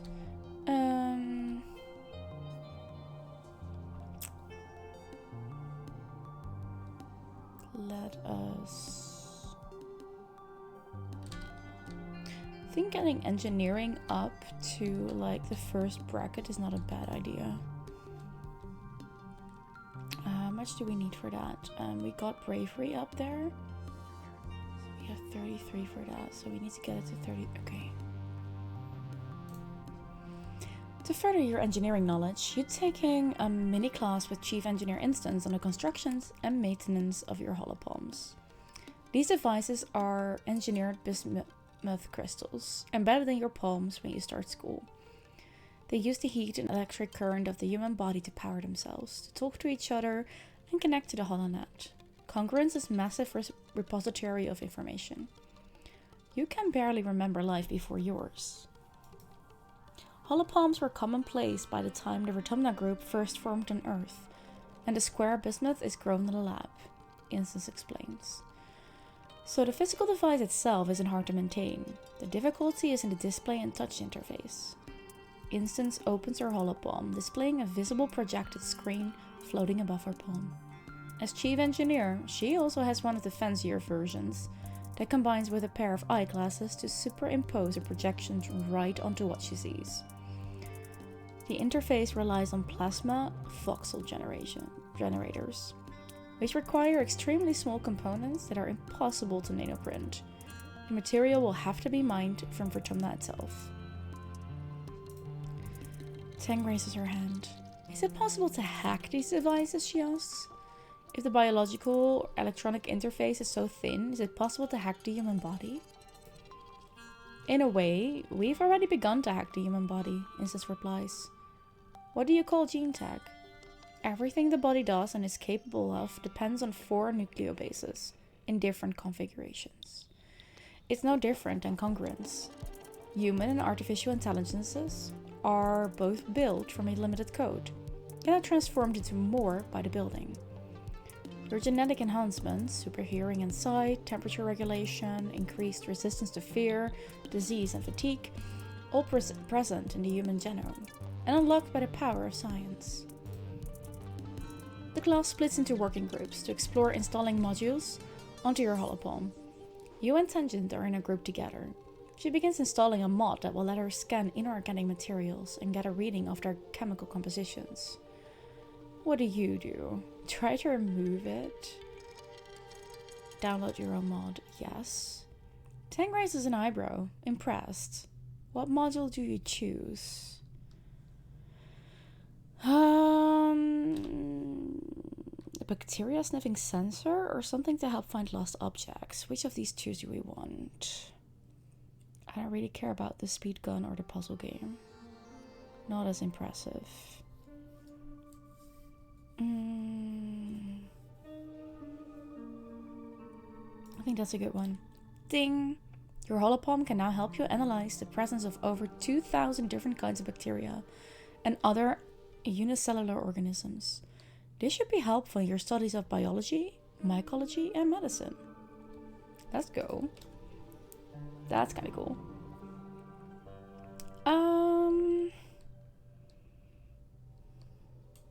Two.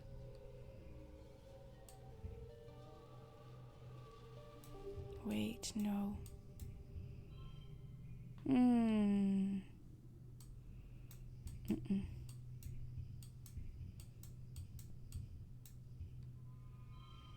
Yes, that's what we're doing here. Yeah, the stress made sense. Okay.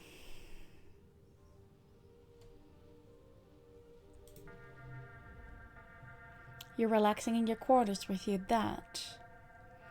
When you hear the colony siren, the enemy is here. Your dad looks up from his novel.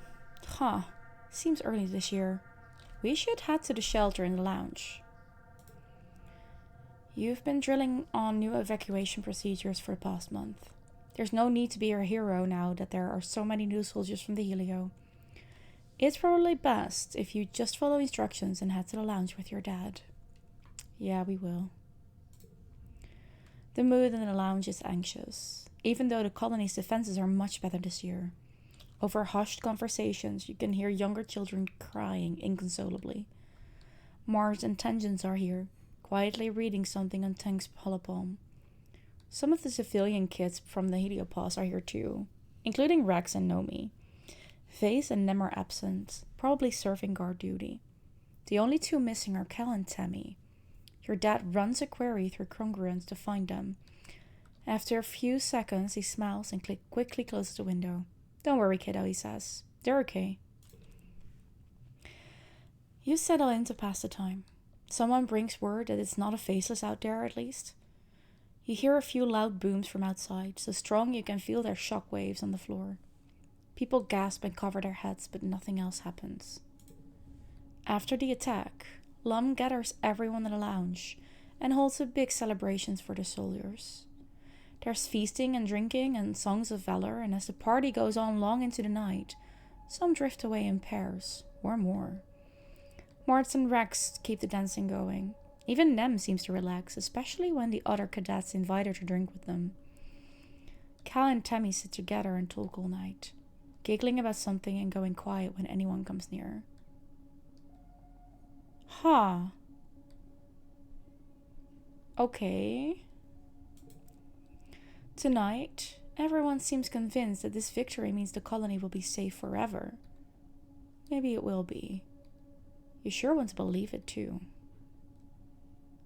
This is too convenient. This is too convenient. That makes no sense. Just no. Yay, we're aging up.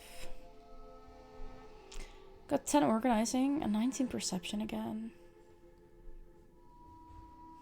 Yeah, we did quite a bit. We're still at a 10 of rebellion, it's fine. Halves with everyone. Yeah. Okay. Hey, Tangent. You spot Tang sitting on a large boulder outside the lab. She's eating a pressed soy bar ration with determination, alternating bites with huge gulp of water to wash it down as quickly as possible. What are you doing out here? She stops her grim work long enough to acknowledge your question. I hit the limit of number of consecutive hours to allow me to work in the lab, she says.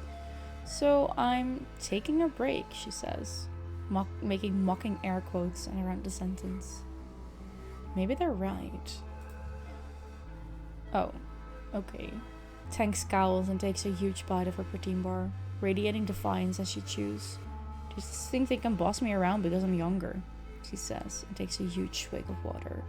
She scoffs. I'm smarter than any two of them combined. Tang groans and rubs her bloodshot eyes. I just want to work, you know? It's so frustrating to be deep in the zone and feeling like I'm just on the precipice of a discovery. And then someone tells me that apparently my genius is taking too long.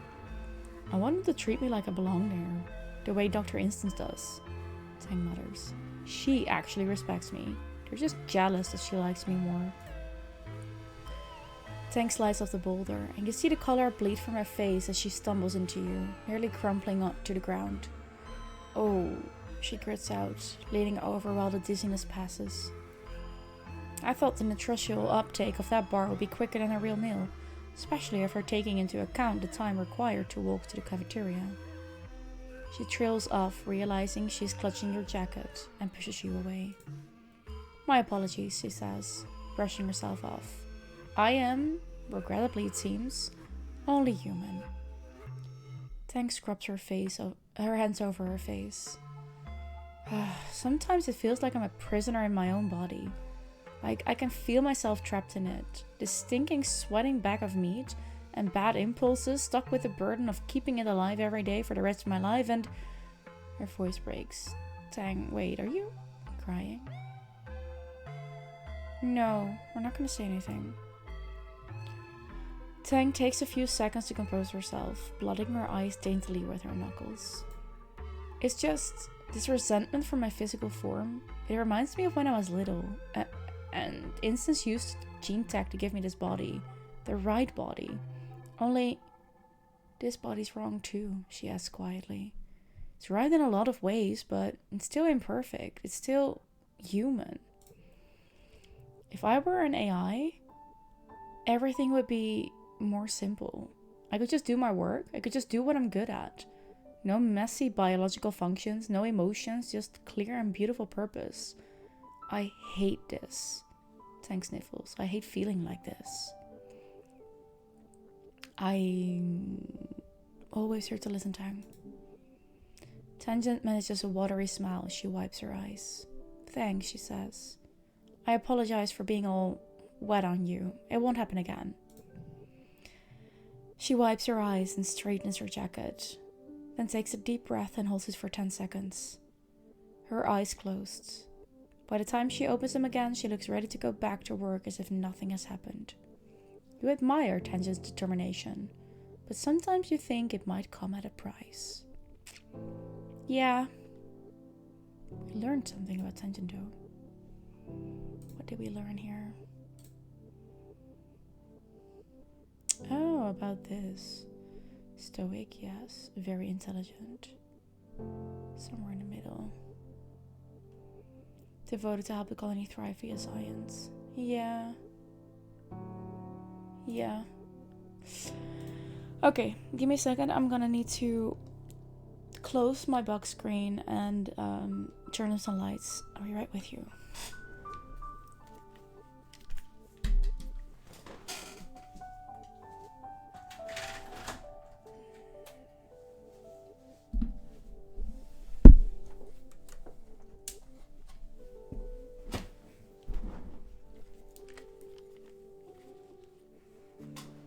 That's one. Now lights. There.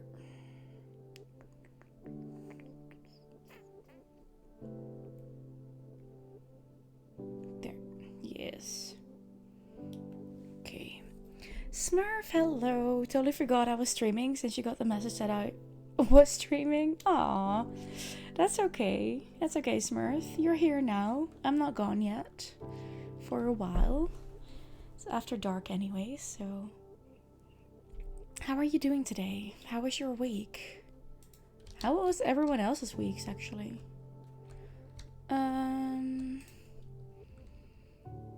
Tammy's working on blocking out a colorful baby quilt. She looks up as you approach. Do you like it? She asks.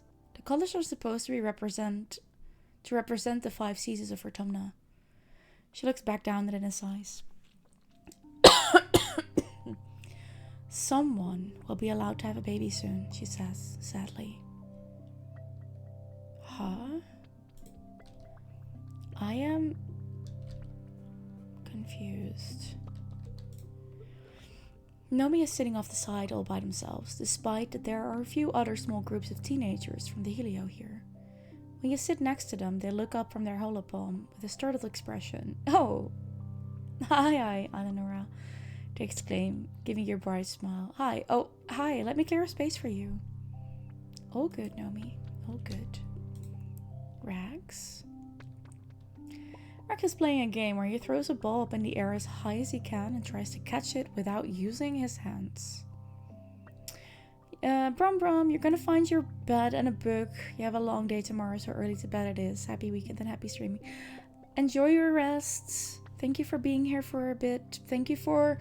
I think you were resubbing, right? Yeah, thank you for the resub. And I hope to talk to you soon. Have a great weekend.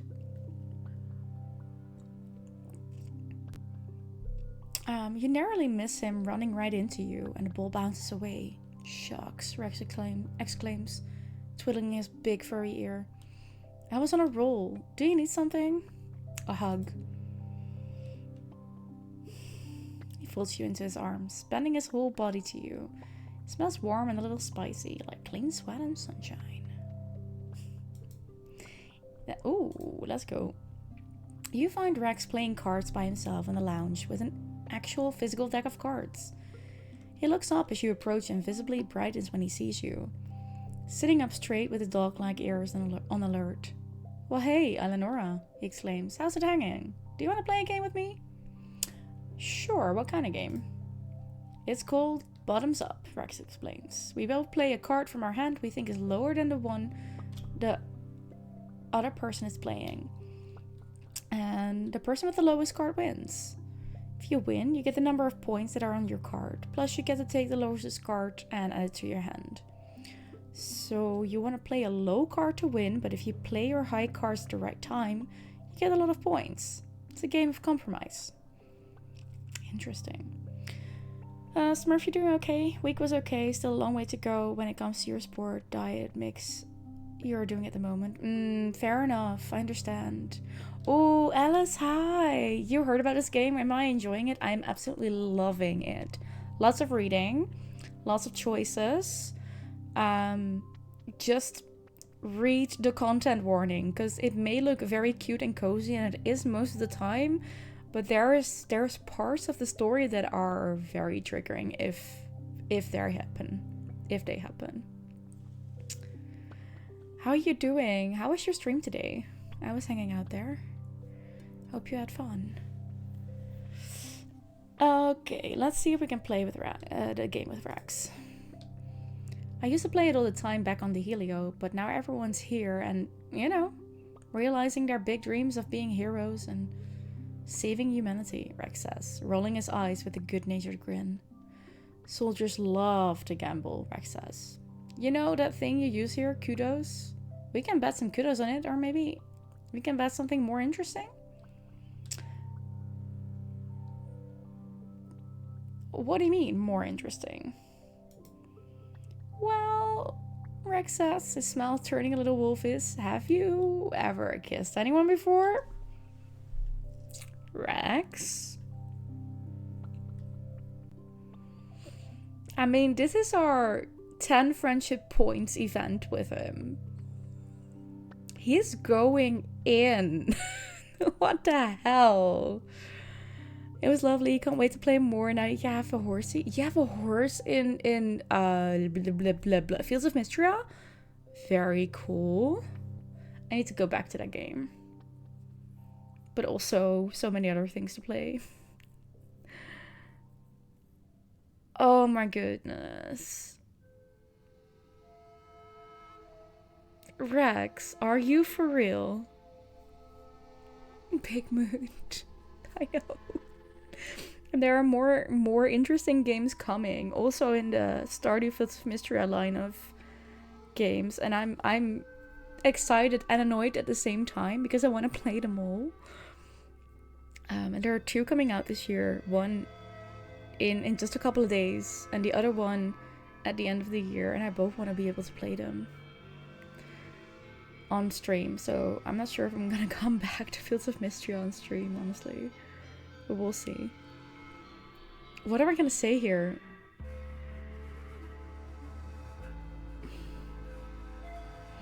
He's cute though. And I love how forward he is.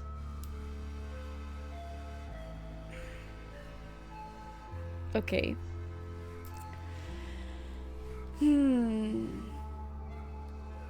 Not yet. Really? Rex asks. Whoa, but you're so pretty and cool. Cutie. He puts his hands on yours and leans in, looking at you with a sincere expression. I'd love to be your first kiss, Eleonora.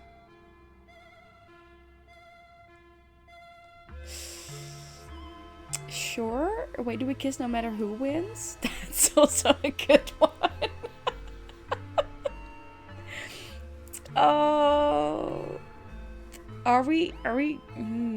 It's not gonna be this one. I'm just wondering which one of these is gonna be. Horse supremacy? Fair enough, Liv.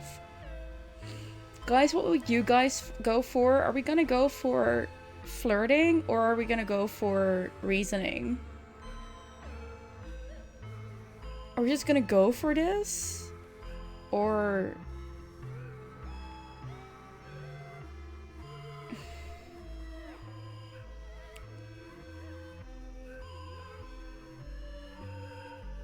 You say reason?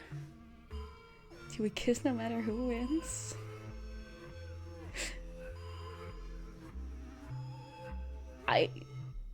I'm just kind of worried that if we do that, there's a chance that he says, no, there's something else if I win, or the other way around. And that this moment is gone. This one is tricky. But this would not be me, honestly. Okay, we're gonna go with reason. Rex throws back his head and laughs. Dan fixes you with a flirtatious look. Eleonora, he teases you. Don't give away my best trick. Oh, Rex. I love that. That is great. So nice to know we hop to the same streams throughout the day. Oh, yeah, I like that, Alice and Liv. And Robin does the same, by the way. Robin does the same, because I've seen Robin... I'm not sure if I've seen Robin at Alice, but I did see Robin at Joyce. And... Where else? You have great taste. I think we all do. Because we all know each other from each other's streams. And I think in base from Joyce, but you were at Alice? Nice. Then we were all there, and now we're all here. I love that. And I think we were all at Joyce. So, great. And I see a lot of you at Millie's as well. Millie Maple. Oh, Rex. Joy unites. Joy does unite. Joy really unites. And I'm really happy with that. I'm so glad I found her. It's almost 3 years ago that I found her. Almost 3 years. Okay, we're gonna go with this. This is the first time we're actually flirting with someone. You have streams to watch all day and night today. Ooh, even all night? The nights are... Like, as in, after 11, it's getting trickier. Okay, here we go. Rex put out his hands to shake a paw, to shake on it. Deal, he laughs. The anticipation is the best part. Joy has set such a great tone and connected us all. Yeah. You have a friend in the west of the USA. I have one in the... I don't think he's streaming today, though. It's his birthday, but I don't think he's streaming. Wait, let me check if he's streaming. No, he's not. Kind of hoped he would, but on the other hand, I understand that he's just celebrating his birthday with friends and family. But yeah. But I understand that, Robin. That makes sense. Anticipation is the best part. Otherwise, you have one for me tonight. Can be Valorant or something cozy. Oh, that's nice. That's nice. We'll see if I can find someone to raid, and if not, maybe we can raid them if they're already online. And otherwise, we'll figure something out. Yeah.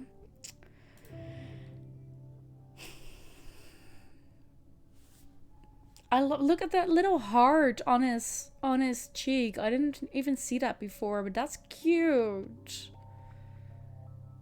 Man. Rex shuffles the cards and deals half the deck to each of you, and you begin to play the game. The best thing about this game is that it's not very hard to play, Rex says, scooping up his winning cards. It's all about how well you know the other person. And, well, we don't know each other very well yet, so what do you want to know about me? What do you like to do for fun? Talk to people, mostly, Rex says, and puts down a low card to win the hand. I like to see what everyone's doing, and help them with stuff if I can. Just really like being around other people.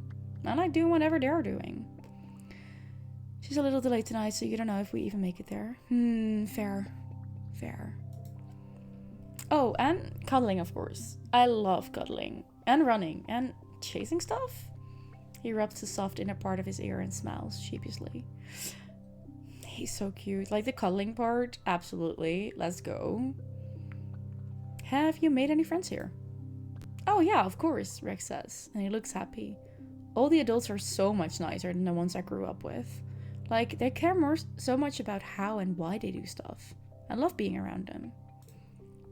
And the other teens, like, whoa, you guys are all so cool. Anemone and Tang are so passionate. Cal and Tammy are so sweet. And Martz is like a galactic level hottie. Wow. He trails off, lost in thought. Oh, and that dice guy seems interesting too.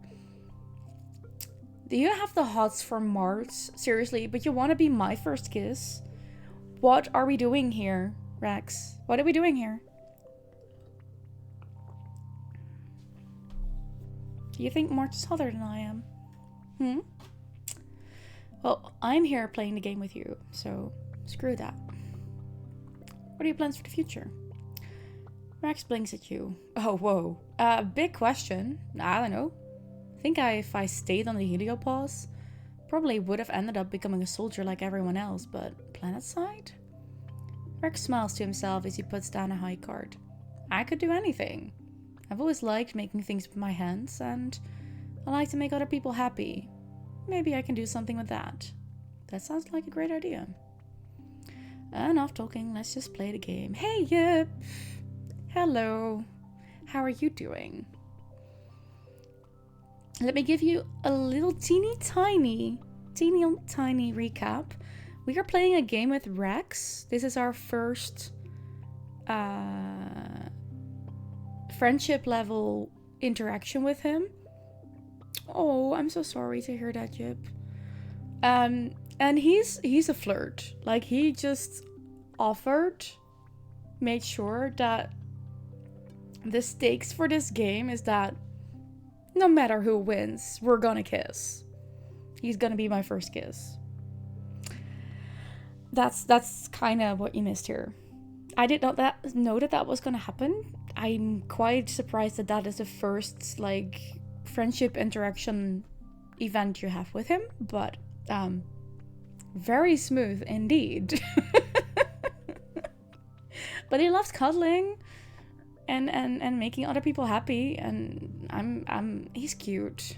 Also, 2-color eyes, hard on this, he's cute. Do you want to talk about what's going on, Yip? Enough talking, let's just play the game. You play out the rest of the cards, staying fairly even in points until Rex is left with only 1 card and you have 2. You're trailing, but not by much. If you play your low card for an easy win, you'll gain enough points to make it a draw. If you gamble on the slightly higher card in your hand, you might lose entirely, but you could win. What do you do? I play a high card for a chance to win. You put down your higher of your 2 cards, and Rex shouts, "Are you for real?" He laughs. That was a really risky play. You're lucky I only had a high card left. He turns over his card, and it's even higher than yours. You win the game by a comfortable margin. You're sitting in a cafeteria waiting for a whole bunch of bad food. It was that kind of day. Aw, I'm sorry, Yip. Big hugs. Honestly, there is no bad food. This is what your body and your mind mostly, needs right now. Give it just that space. Is it less healthy than what you want? Quite possibly. But it's not bad. Like, it's not directly gonna make you sick. It's not bad food. in that kind of way. But I do understand the feeling that comes with that, and the annoying brain that creates. But give yourself the space. You're alright, you're okay. You're gonna be okay, and you're gonna pick up again tomorrow. That's how this works. Big hugs. Rex tidies up the cards, biting his lip with one little fang as he darts you a coy look. So, wanna cash in that bat, winner? You call that soul food? Might not be the best for the body, but it's for 100% good for the soul. Yes, exactly.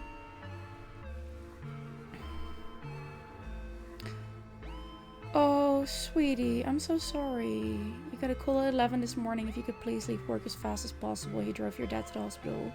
Left him there 30 minutes ago. Is he stable? My dear, is he stable? Because that's the important part.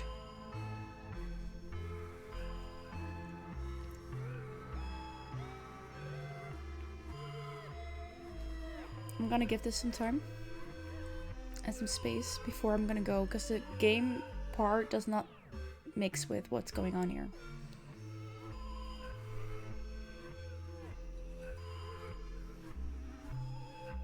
And we're just gonna give some space for that, because that's the community we are. He's okay-ish. He's in good hands. That's the important part. Nothing life-threatening. Okay. And you have been using all kinds of stress hormones today. No shit. You're no wonder your body is craving, like Smurf calls it nicely, soul food. Yeah, fair enough. Food ready, going home now. Be careful and enjoy your food. I hope you come back once you're home. Crossing fingers things work out well for your dad. Yep. Yeah, me too. Me too. That's rough. That's very rough.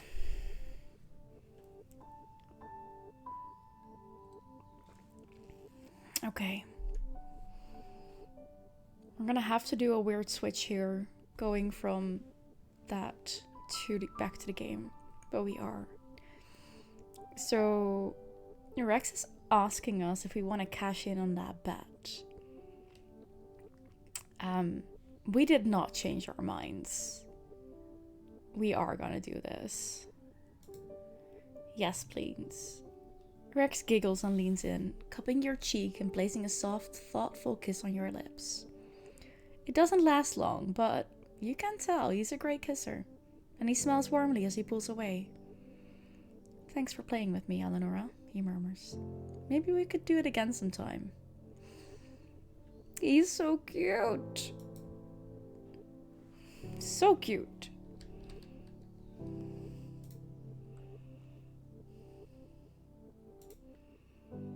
So cute.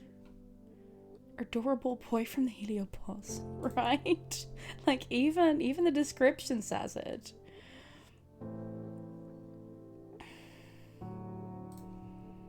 He's so cute. Sorry, dice, but that's gonna happen. Oh, is that thing still here? Yes. Cool. Dice scuffs his boots in the dirt. It sucks here, he mutters. There's so much noise, too many people. There's nowhere you can just be alone. I wish I could just live in the forest. Can we do something together? Survey the rich. Oh, that gives me engineering. That's actually a really good idea. Perception biology. No, I wanted to up engineering, right? Yeah. Survey the rich. Let's go.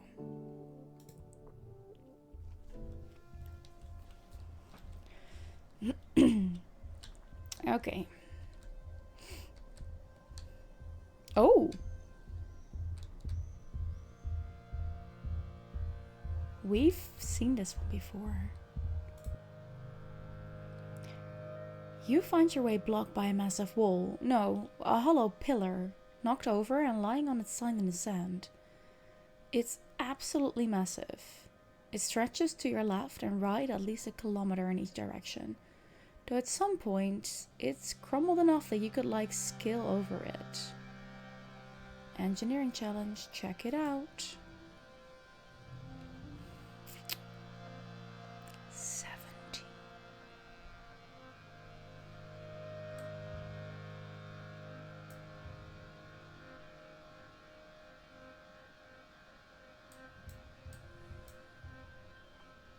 Oh, that's annoying.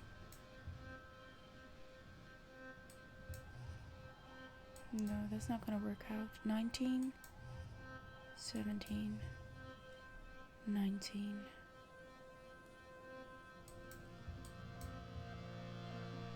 Okay, let's start there.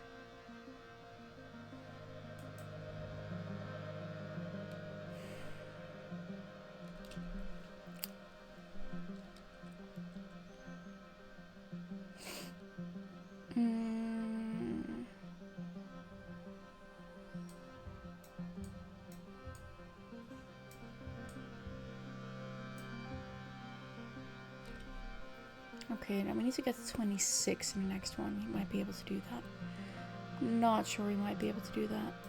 I don't care about the kudos loss.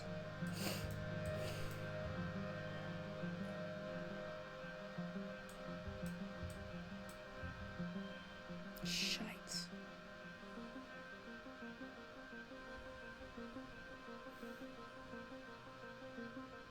I'm not gonna redraw the hand. +2 to a card is not gonna do enough.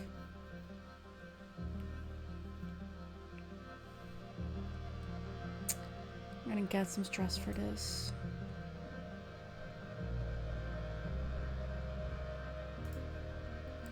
Dice looks giddy as you follow the pillar to its base, a large pyramid almost entirely lost under the sand.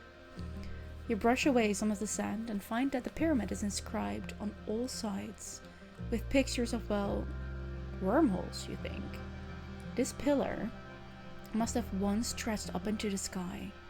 Maybe it was some kind of observatory or sacred building, or just a monument to the wormhole. Mysterious. Cool.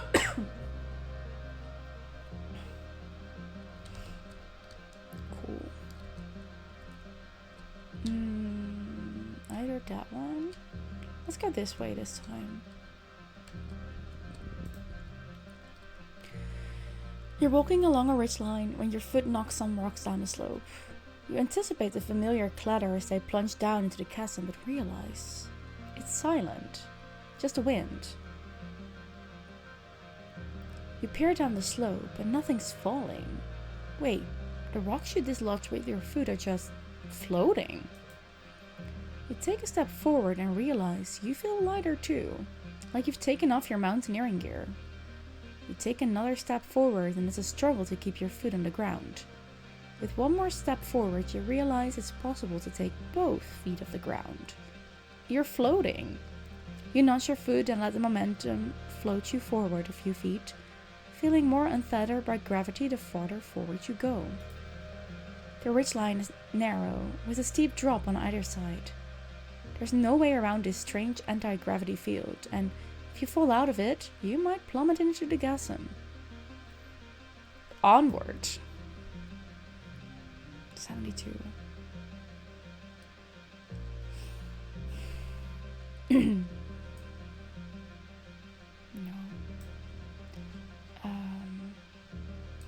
2, 5, 6. Oh. Oh, huh? Oh, that card gets...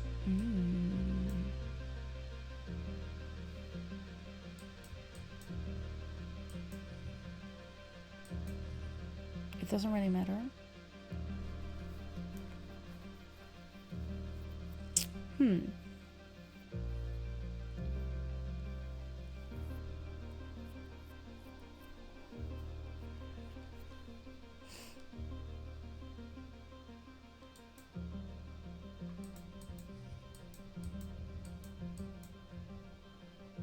Oh, that's gonna be a thing.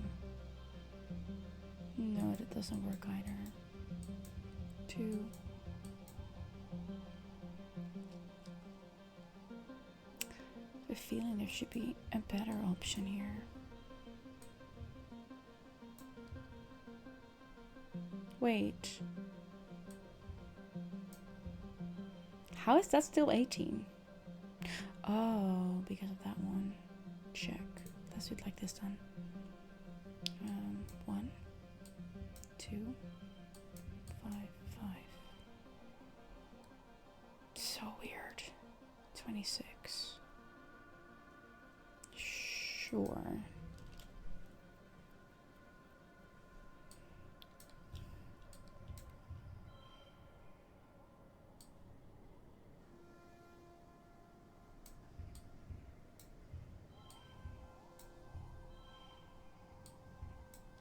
Bingo. Do we also win if we do this? No. So we need to do that. Fine, then we'll lose the kudos. I'm okay with that. No skill changes. You float forward, allowing yourself to rise higher and higher until you're able to swim and tumble through the air with ease. Whoa, wow, you're totally weightless. You float over a shiny, lumpy rock jutting up from the spine of the ridge. As you pass over it, you feel gravity gently begin to embrace you again, pulling you back down. Your feet touch the ground again on the other side, and your legs immediately give out. What a rush. You mark the location on your map for other surveyors. Okay, that's kind of cool. Oh, another one of these things. Still don't know what they do. What is this strange device? Yeah, that's a good question. We don't know. We're gonna go to the other side. Shadow, will you not hang in the box screen, please? I'd appreciate that. A precarious natural land bridge drops down sharply on both sides here. You kick a rock over the side, but don't hear it hit the bottom. Do you cross? Give me a second, I need to let Shadow out.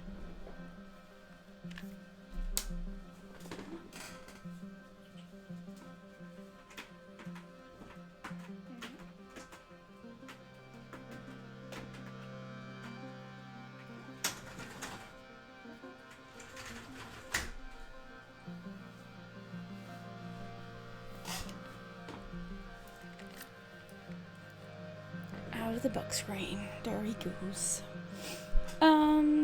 Crush it very carefully. Yes. You shuffle across it slowly, examining the cracks and sticking to the solid places. You accidentally send a few more pebbles skittering over the edge and think better them than me. Yay, another one of the Rex cards. So cute.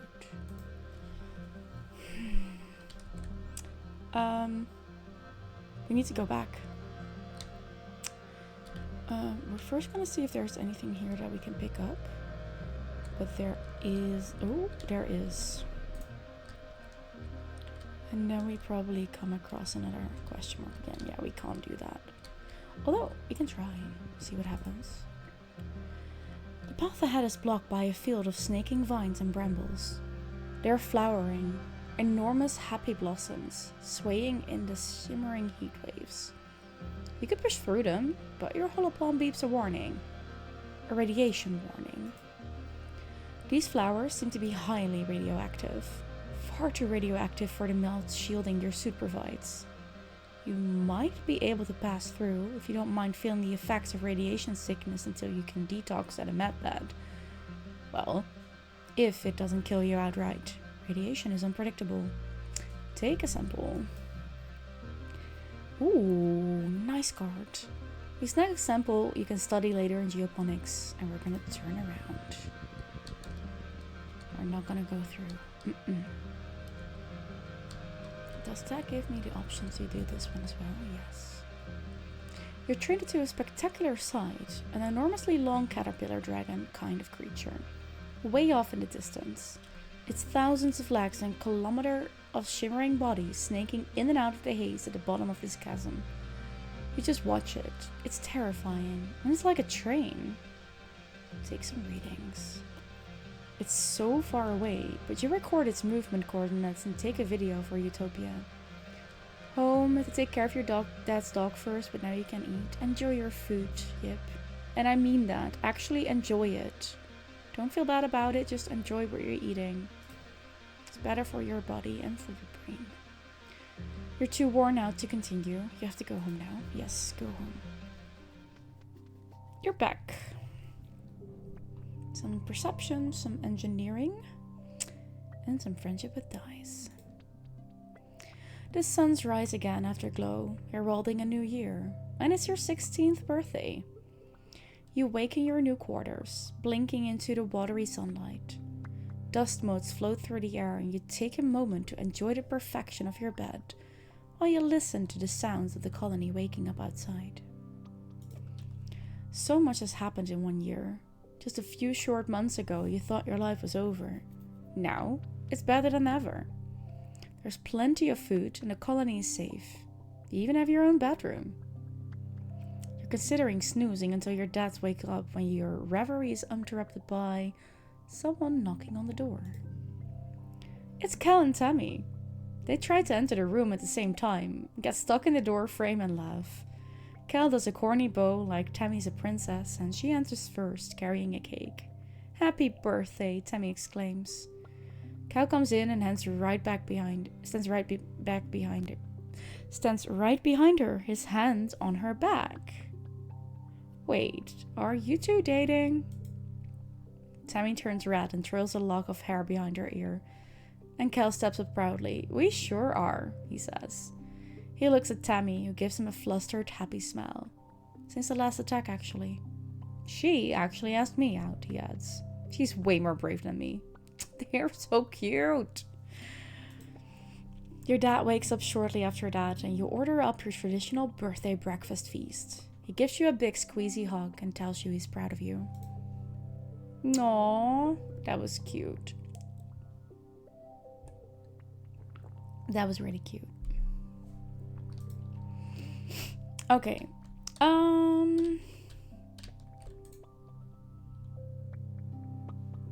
I understand, dice.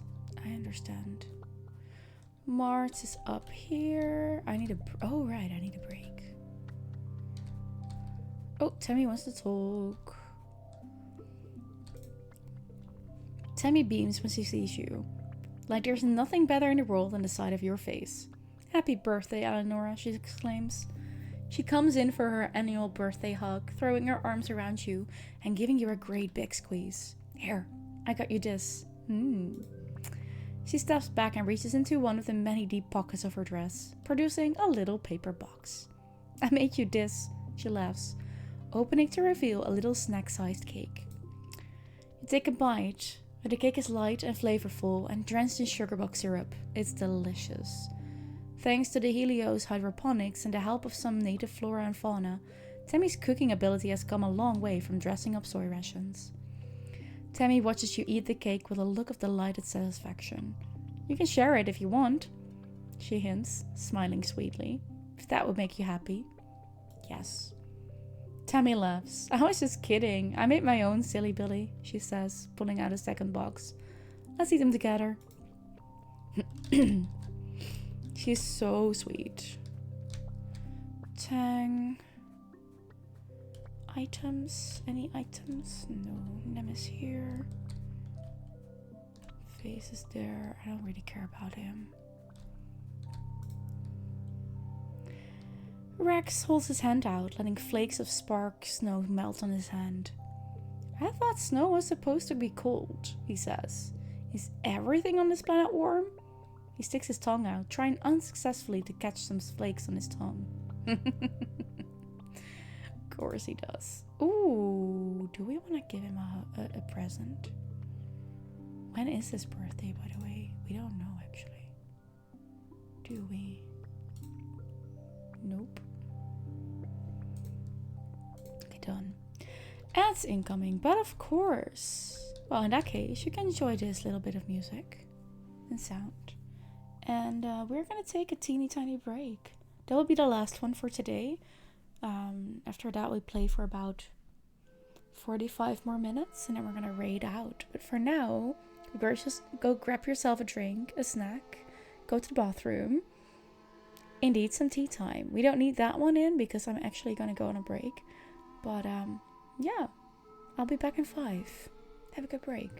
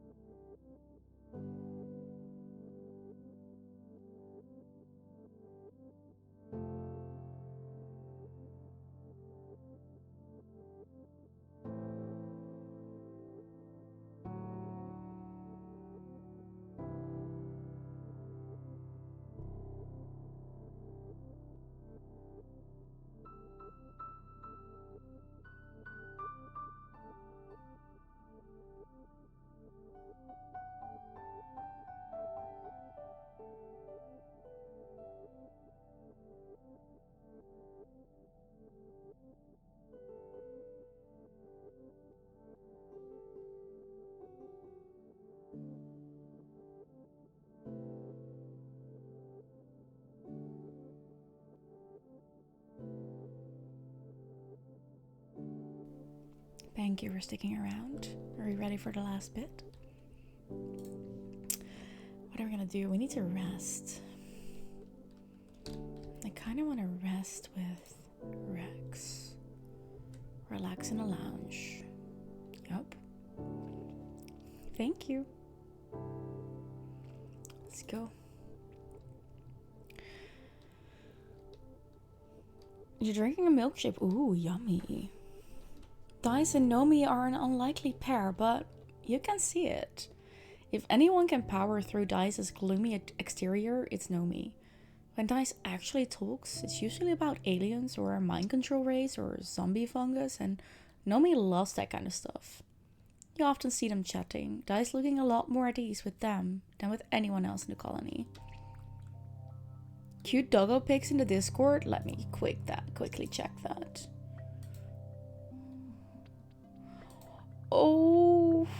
Oh, pretty doggo. Aww. Like the coloring. Like, I don't like the type of dog in general, but that's me. Mostly because most of the people that have them train them horribly. But pretty one though. Pretty one. Thank you for sharing.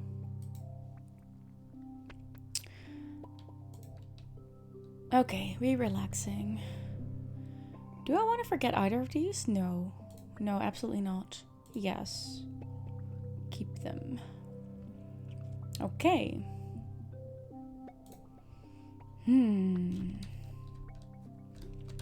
Does anyone want to talk? I don't think so. Is there items around?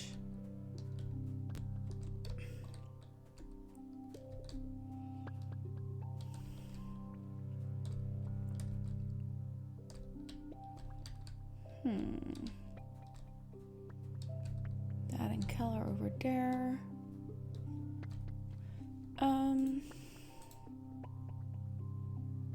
Okay, Keller's dating Tammy. Is Dice actually dating? No. No, okay. Because while we like Rex, I still... Your dad got her as a pup. The owner had her for like 2 months and was like, I don't want her anymore, you have her, and your dad loves doggos. He wouldn't have chosen a chihuahua for himself either. Fair enough. Fair enough. Also, who goes for such a dog? They are expensive. They are expensive. And then after 2 months say, I don't want them anymore. Oh my god. How? Why do people think that's okay? They're living beings. The fuck are you doing?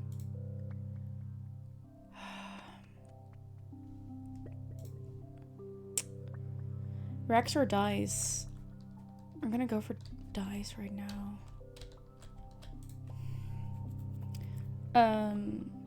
Oh right, they gave me engineering, right? Yeah, we're gonna do that. No idea. Yeah, I understand. Okay.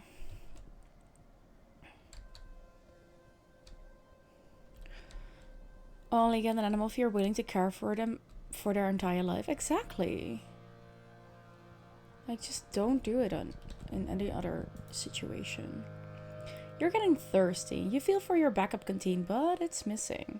Somehow you lost it since you left this morning, and you're all out of drinking water. Ew. The suns are high and hot in the sky, making the ground waver with heat haze mirages. Your mouth feels dry, so dry, and your head is starting to ache. You're pretty far from the outpost. You could make it back, but that'd be for this expedition. You'd have to go home. Call Dice for help. Dice grumbles, but within about 20 minutes you see his glider winging its way over to you across the ridges. He lets you have his spare canteen. Some of us came prepared, he teases. You survey together for the rest of the afternoon and are both relieved when it finally cools down. Thank you, Dice. That did give me 2 friendship extra. I appreciate that. Glad I chose for ties. A beautiful little... Oh, right. Yes. Let's just do this. That card becomes a 3. Oh, that's really annoying. That's really annoying. 68. So what if we just throw a 3 in there and then just do this? Or this? Or, I don't know, that? 6. That's also a... she's a tiny doggo with Great Dane energy. Tiny doggo with Great Dane energy. I love that. You know what? Let's do this for now, I think. Yeah. Oh, I hate that. 7 is this has the highest value. Oh, no, it just has to be the highest value card. Okay, fine. 5, 4, 27. That's good. That's good. Another 27 round now. No, I don't want you there. I want you... Oh, shite. No, you have to be there.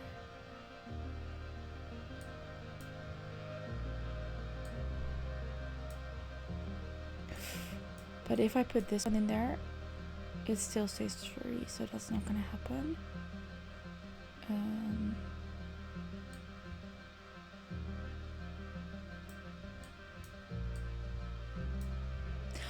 That's good, because that one... Ah, yes. And somehow this one gets now double. Oh, from the battle condition, from Tammy's care. Ooh, nice. There we go. You look it up on your Holopalm. Oh yeah, we've already had this one, so I'm gonna skip through this. Yeah. They had eaten everything. They had eaten everything. Wait. Oh, that's just back to where we came from. Right. This is what we did yesterday. That does mean that we can now do this one. Radiation warning. Push through. An hour later, you realize your mistake as the radiation illness sets in. Yuck. You'll be sick for days after this, and will need radiation treatment when you return. Yeah, there was no other option, people. Injured and should rest. Physical skill increased, reduced by 1. Heal by relaxing. Okay, cool. We'll do that in a bit. But we had to push through. This side gives me that. This side gives me... Oh, there's an item there. And we have space? Yes. You're trudging along when suddenly you're buffeted by a hot wind. Oh, that one again. Yes. Mystery of the Ridges. That one. And now we actually should go home soonish. What's this? Ooh. Would you look at that? Oh, no. No, because if we don't see that one there the next time, we're not going to come back to this area. I know how I work. The sun goes behind a cloud and you feel a light splattering of rain. It sizzles into the dry, hot ground around you, providing a little relief from the heat of the day. Then you realize you don't see a single cloud in the sky ahead of you, and it almost never rains in the western resting ridges. The plants here rely on nighttime dew for moisture. Look up. A herd of float cows are bobbing overhead like hot air balloons, drifting west in the prevailing winds. You've seen these creatures being milked in the colony's farm. During migration season, their helium sacs swell to make them lighter than air so they can safely travel great distances. You've also heard what they use for ballasts. That wasn't rain at all, it was float cow piss. You tried to dodge another shower, but it splatters down on you, soaking your head and shoulders. Oh, gross. At least the heat makes it evaporate quickly. You're too injured to continue, you have to go home now. Yes. Yeah, so we can shower and heal. Gosh. Look at our perception being so high up. I love that. Done. Ugh.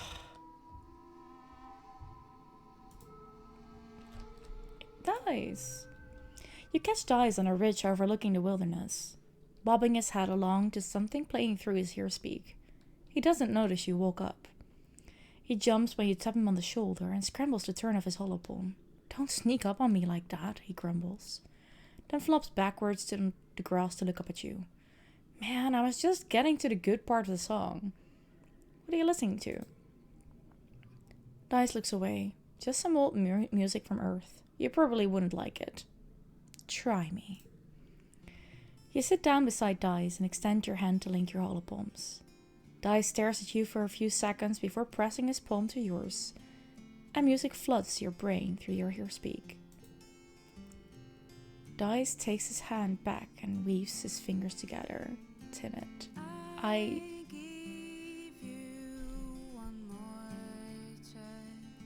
That's new.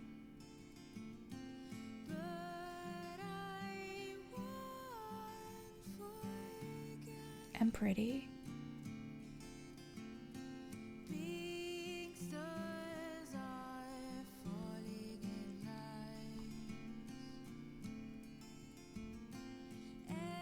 I listen to a lot of Earth music, he says.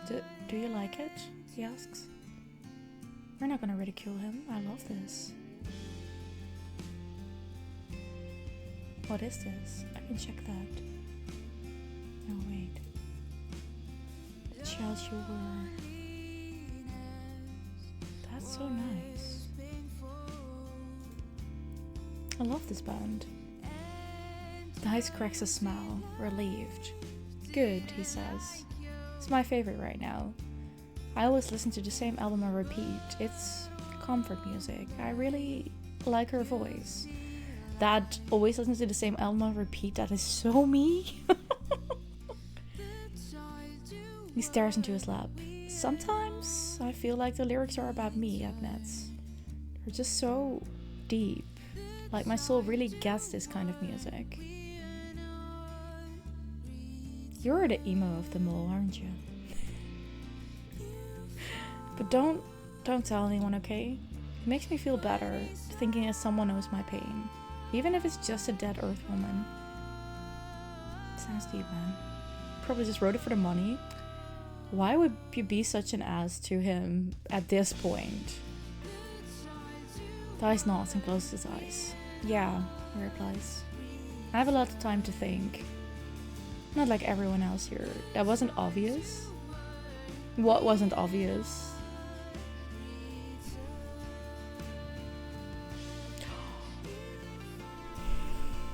That's pretty.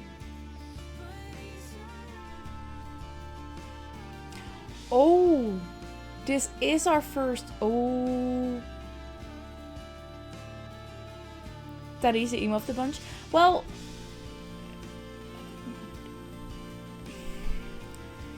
Like, emo is mostly a music-based movement, group, and we hadn't had anything about music yet. Yes, it was already clear to me, or at least the alternative guy, but still. You lied back in the grass and listened to Dice's music for a while. Yeah, we're gonna hold his hand. Fuck this. I wonder if we can, like, date multiple people, because Dice and Rex at the same time? That would be perfect. You reach out tentatively, and link just your pinky fingers with Dice, feeling him tense up beside you. He darts you a nervous glance and looks back up at the sky when he sees you looking back at him. his cheeks go completely red. He doesn't hold your hand, but he doesn't move his away either. And that, I say, is progress. That was cute. That was really cute. No, that is fun. Oh. We need rest.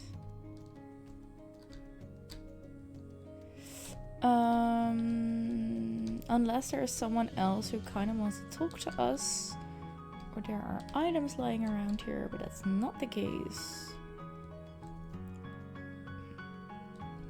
So then we're gonna go here and rest. And get some more friendship with Rex. You hang out with Rex in a lounge, playing board games. He's in the middle of teaching you some sort of complicated card game when Nomi Nomi arrives, and Rex nearly knocks over the whole table trying to pounce on them. The game can't be played with 3 players. Rex gives you an apologetic look and says you'll just have to learn how to play later. Okay, fair enough. We can share. We can share. +6 if this one has the highest value. That could come in handy in smaller... Yeah, no, stay. Yes. You're awoken by the buzzing of your holopalm. It's a colony-wide alert. You rub your eyes and ponder the thickness of the air seeping into your bedroom through the open veranda door. It's an ominous but beautiful sight. The seasonal pale pink haze has turned to deep fuchsia, with scintillating silver sparkles floating through it. The shimmer. You check your holopalm messages. There's a colony-wide notice telling you to stay put. Stay put. We're not gonna rebel. You seal the doorway and windows tightly, then play holo games to keep distracted. Kind of relaxing, actually. The light filtering through the fuchsia fog does interesting things to the ambience of your room. Around dinner time, you hear from Chief Engineer Instance. Your dad was outside tending the farm when the fog rolled in, and ignored the orders to shelter in place. They found him trying to leave through the colony gates. He collapsed and has been rushed to med bay. He was trying to leave? But why? Dad, why? We should have gone to geoponics. Damn it. When they finally let you in to see him, your dad is lying in a med bed, asleep. He's almost unrecognizable. The shimmer is all over him and his skin is glitterily and strangely lumpy, like something's growing out of it.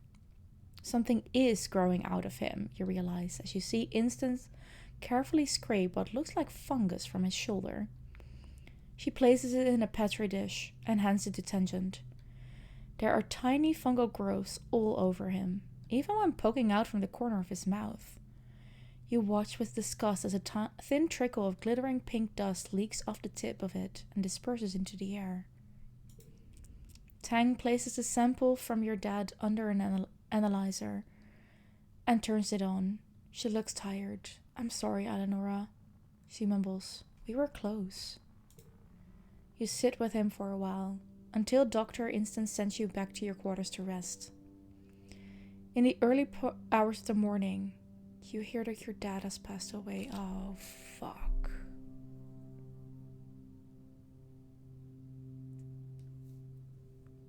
I knew we survived the fucking glow. Nothing bad happened there. Something had to happen in this year. So now we lost both our parents.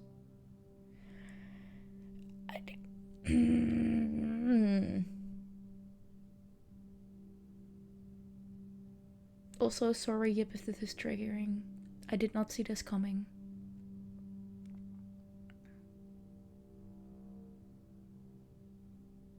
Okay. You spent most of the next month in your quarters. That makes sense.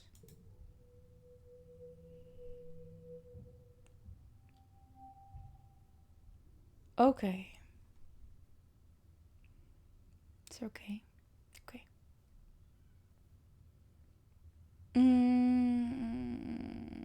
Okay. They hold a funeral for your father. You're becoming an old hand at these funerals. Uncle Tonin, Com, and everyone else who's died in an attack. It feels like your own mother's funeral was only weeks ago. It's so colossally unfair. No one quite knows what to say to you, though they grieve along with you. It doesn't make it any easier. Aunt Anne and all the other adults of the colony will always be here for you, but you guess you're an orphan now. You miss your dad. You miss your mum too. Mostly, you just sleep. One morning, Chief Engineer Instance asks you to visit her in the med bay. You go, because you don't have the energy to say no. I have to tell you something delicate about your father's condition, Eleonora, she begins, folding her hands on her desk. I hope this information will give you some comfort. After your father's death, we continued to research the shimmer, she continues. Her voice even and neutral. Being able to study the disease in its terminal phase and beyond was the missing piece. We now know how to prevent the shimmer from taking hold in human cells, she says, her faint smile not quite reaching her eyes. With cultures grown from your father's cell lineage, everyone in the colony can be inoculated against the shimmer. Thanks to your father, we have a cure.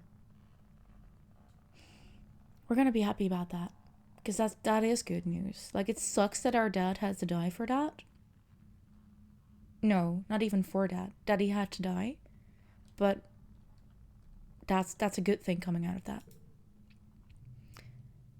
It is okay to feel that way, Instance tells you, with uncharacteristic kindness that you find comforting. Grief is different for everyone. If you need more time off to rest, nobody will mind.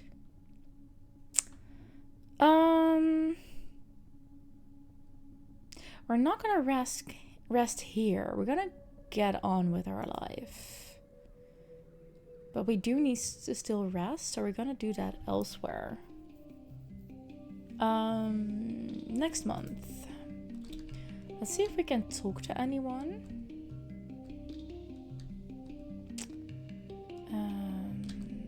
So we skipped 2 months now, but that's fine.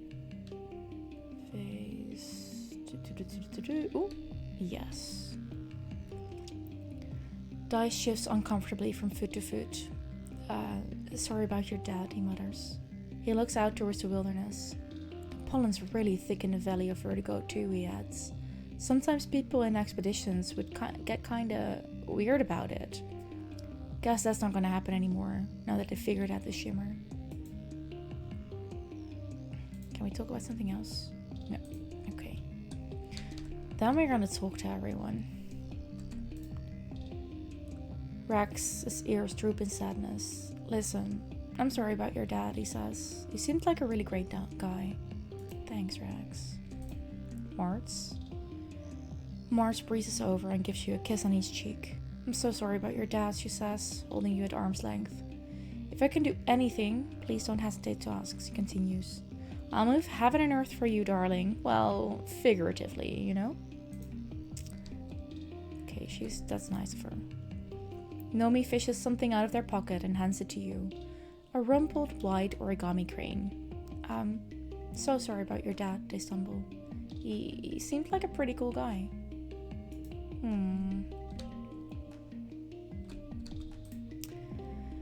Temmie hugs you tightly. Oh, Eleonora, she says. I'm so sorry. If there's anything I can do. I remember when my dad died, she continues softly. It was awful, but it's okay. You're gonna be okay. Yeah, that's true. Cal gives you a watery smile. Hey, he says quietly. I could really use one of your dad's hugs right now, you know? Yup. 'Cause my dad was like a dad to you, I understand. Tension looks about ready to collapse. I'm sorry about your dad, she mumbles. We tried so hard.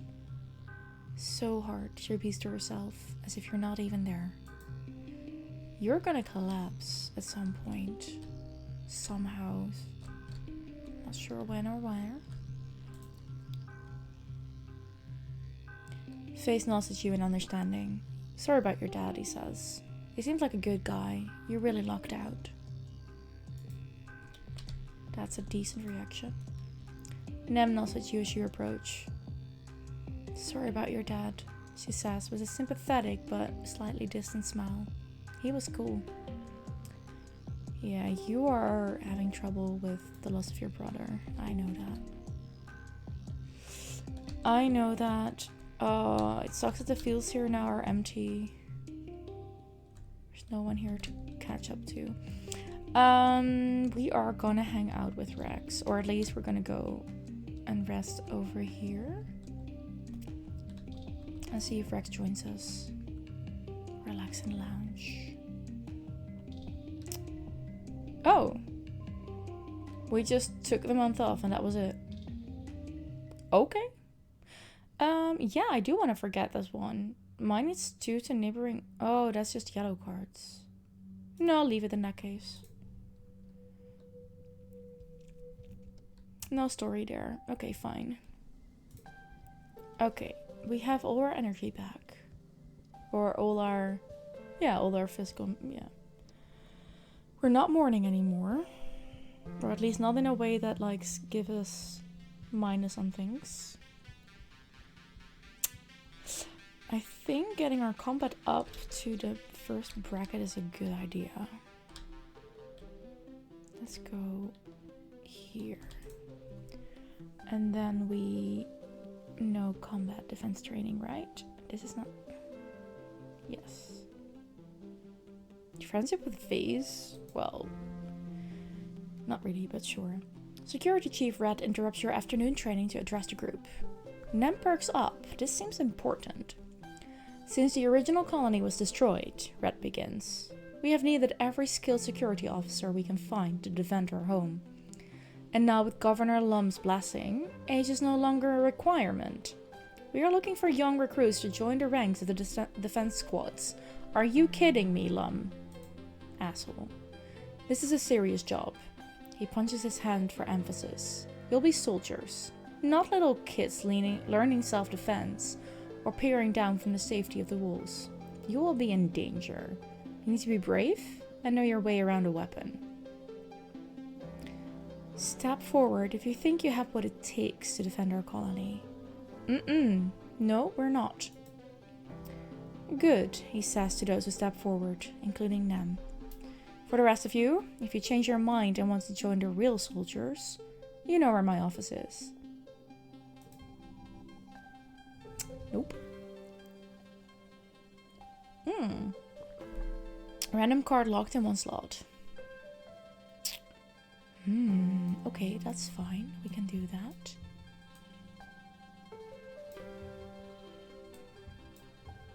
Ta-da! That's a win.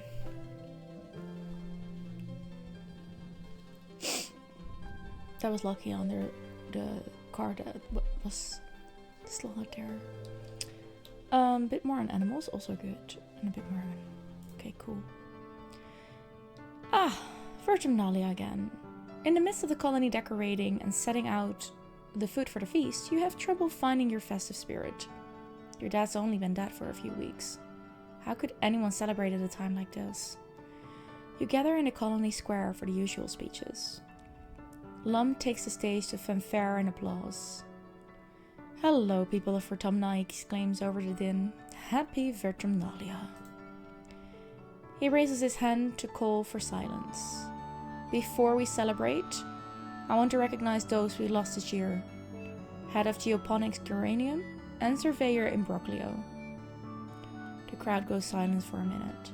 Your vision blurs with tears. How is this supposed to make you feel better that he's gone? This year has taught us that the aliens are more dangerous than we ever knew, Lum continues. It's not just the attacks during Glow. They're weaponizing the very air we breathe.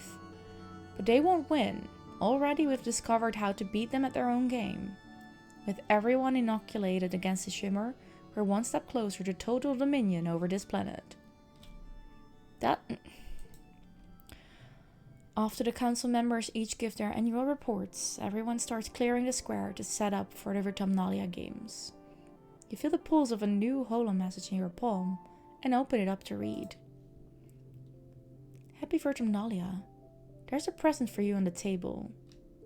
XOXO, your secret admirer. Hello? We have a secret admirer? Who would that be? You rush over to the feast table and spot a red present in among the roasted vegetables. Whoa, you have a secret admirer? I guess so. You unwrap your present. It's a data band. You snap it on your wrist and boot it up on your holopalm. It's full of all your favorite songs, videos, shows, and games. A collection curated by someone who must really know you. Now you'll always have your media with you, even if the net goes down, including all of your favorite episodes of the rise and fall of Sanctuary Moon. Nice. Rise and fall of Sanctuary Moon. We talked about that with someone. I thought it was Nomi. But that would be weird for Nomi to give her that one. I have a feeling this comes from Dice. But I'm not sure. You search the holopalm for any hint as to who could have made it, but you can't find anything. You have to ask around, but later. The games are about to begin. You assemble with the other kids for the annual games. What do you choose this year? Guess we have to go with trivia again. We're not going to have any pop culture questions this year, right? Tension sulks, her voice dripping with disdain. I just don't see the point. Why aren't we celebrating real intelligence? Luckily, Nomi doesn't overhear this, or if they do, they don't care. They're just happy to be there. Okay. 90.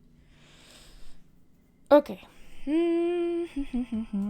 This one is interesting now because of the unplayed. Yes. Easy. Care package. I'm not gonna take a break because I will be raiding out in about 20 minutes. But thank you. Hydrate. Oh, stretchy.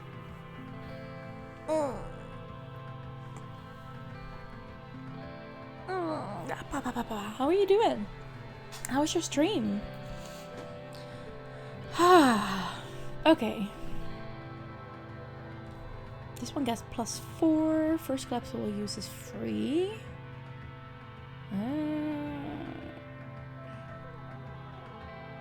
That's not gonna give me anything, so put that on there. It was chaos. Very cool. Yeah, you had crowd control on your Valheim, right? Very, very fun it looked. It looked very, very fun. Okay, we're gonna use that one for sure. And then that one, that one, that one. Perfect. Bot crowd control, but something similar. Yeah, very cool. How was Demon Boy today? Not crowd control, but something. Oh, yeah, okay, fair. Yeah, it was. Yeah. Demon Boy has been okay, but he's out. He's out. Outside. Far away, I think, because I heard him jump up on the fence. Sorry. Okay. 37 we need to get. That's not something we're gonna make.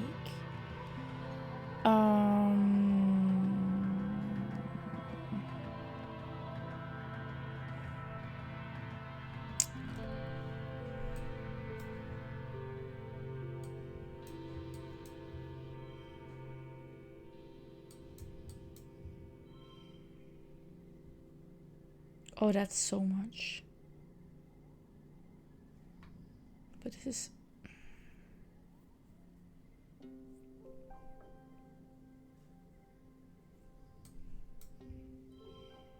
But then that's just a 3.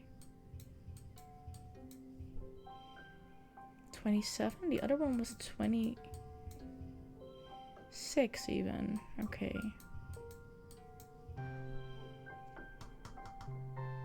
Or in the first, in the last pane.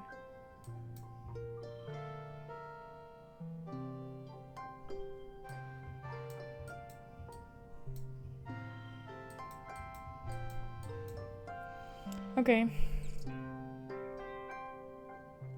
Take the 50 stress then. We're not gonna give up. We're gonna do this. For 1 kudo, really? Oh well. All those hours spent watching Holovitz really paid off. You nailed the pop culture questions, and about half the science and humanities ones as well. No, my intentions are too specialized to be you, trivia star. After the festivities, everyone descends on the feast. You heap your plate with more food than you could eat in 3 sittings. Everyone around you is so happy, but you can't help but notice the empty space where your dad should be sitting. It's your first holiday as an orphan. The other colonists try to make room for you in their conversations, but it's not the same. It's all good though. We understand.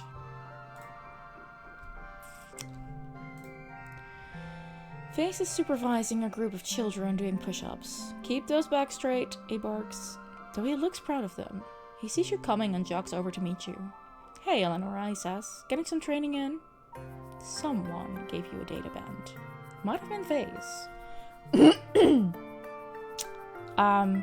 No, it has not been Face. Leave him alone for now. You excuse yourself. You can always ask again later if you have the guts. No, I think it was Dice. I'm quite sure it's Dice, actually. You see. Yeah. Could also... It feels like a Dice action. So we're gonna ask Dice. You find Dice loading some equipment into an expedition's vehicle. He nods at you as you approach before going back to his work. Are you my secret admirer? Dice doesn't at your eyes. So what if I was? Don't make a big deal about it. I knew it. We were right. We were right. But I like you too, yes. Dice stops and turns towards you, slowly. Like he can't believe your words. What? Why? Go in for a smooch, or I just do? No, we're not. You ever force yourself to go for a walk? Lurkies. I'll probably be out once you come back, but you'll see where we raid out to then in that case. Enjoy your walk. Enjoy your walk. I hope you have a good one. This is gonna be too forward for him. Like, we remember how he reacted when we, like, touched his hand. We had only linked our pinkies together. And he was like, no, we're not gonna do this. We're gonna go in here. I just do.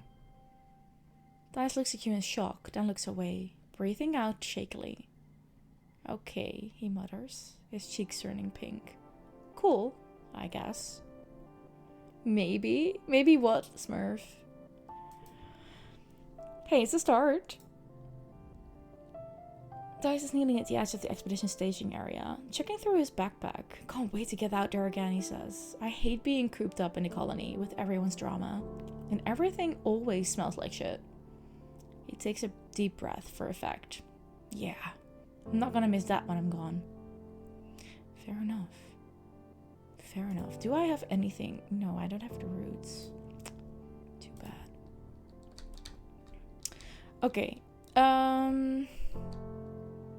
Let's talk to... Cool, I guess, Mr. Casanova. No, he's just extremely shy. This is a Casanova. Oh my goodness. He's so cute, though. Rex is perched on a fence, his lunch forgotten in his lap as he hollers compliments at people passing by. That color looks great on you, he yells at someone. Have you been working out? He yells at another. He catches you watching and shoots you a goofy grin. Back on Earth, they used to call this catcalling, he says, shrugging. My way's better, I think. I have to agree. His way is better. Hugs incoming. Rex folds you into his arms, bending his whole body to you. Oh, it's again the same thing. I want different hugs.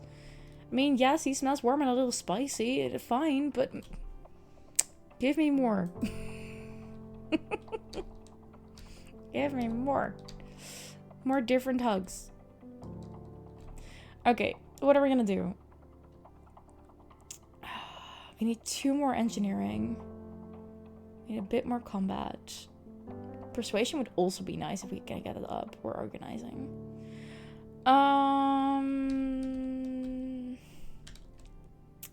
What are we gonna do?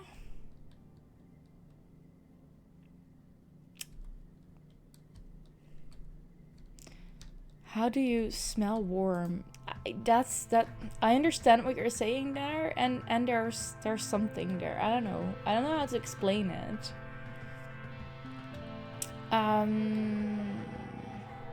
Sure. You're charged with delivering a special package from Administrator Seek to Chief Engineer Instance. You can't get it up. Wait, what? What, Yip? The wrapping is so fancy. Seek must have nano-printed the pretty handkerchief and ribbon specially for this package. The same way how you taste colors, I guess. Yes. Yes. You can't help but stare, but Seek snaps out at you to mind your own business and get to work. Yikes, alright. Touchy much? Tang laughs when she sees you, an engineer, holding Seek's gift. Again, she says, rolling her eyes. You try to hand her the package, but she looks at it like it's a stick of dynamite. Oh no. I don't want any part of this, she insists. Just go through those doors and give it to Instance if you want to ruin everyone's day. You're making a joke about me saying I want to get this. This stat up, but I can't. Oh, yeah. Okay, sorry. Yeah, fair.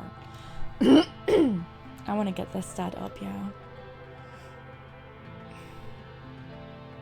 Can I get it up? No, I couldn't get it up.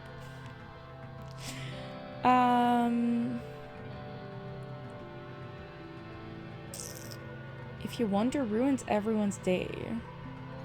Destroy it and say you deliver it. Ooh. Open it? I don't think that's a good idea either. Ooh, what are we gonna do here? Are we just gonna do our job? I'm just gonna do our job. We're just gonna do our job. Instance is obviously frustrated at being interrupted, and even more so when she sees what you're delivering. Oh, really? She says, ripping off her safety goggles and pinching the bridge of her nose. No, I don't want it. You ask what she wants you to do with it, and she waves her hand at you dismissively. Go shove it up Seek's ass if you can find room with the big stick they keep up there already. She spits, and she leaves. So they have a history. Is this an attempt at an apology? Is Seek trying to win her back? You have so many questions. Too bad it's none of your business.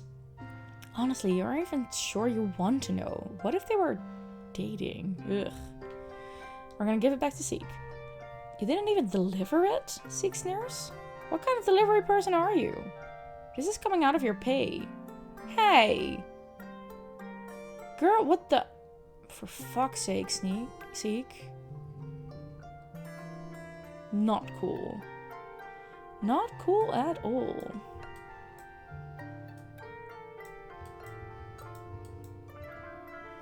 There. Super cool. Let's go. Oh, nice. Extra gear slot perk. Equipment additional... Oh. We got that now. We can do an additional gear. That's cool. Fun fact, in Germany you had a huge gaming show called Wetten das. I know that one. Yeah. Where people could make up their own bet. Like, I bet I can hit 20 bottles with a boomerang while my eyes are closed, and I can do that in under a minute. The crazier the bet, the higher chance to get into the show. Right, yeah. I know about that. I don't think I've ever seen it, but I've heard about it.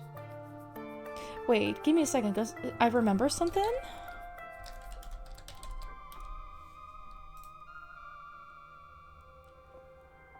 Oh no. No, I thought it was one of the presentators would have been, but that's not the case. Not the case. No, but I heard about it. Interesting. And kind of funny indeed. Okay, cool, we did that. Now what? New perk, yeah, we know. So now we go here, and we go to gear, and we can equip a different one. So we have +5 persuasion and 1 bonus to pairs. +2 to the last card. Ooh, +5 to challenges in general. +10 combat. +2 to challenges. Empathy.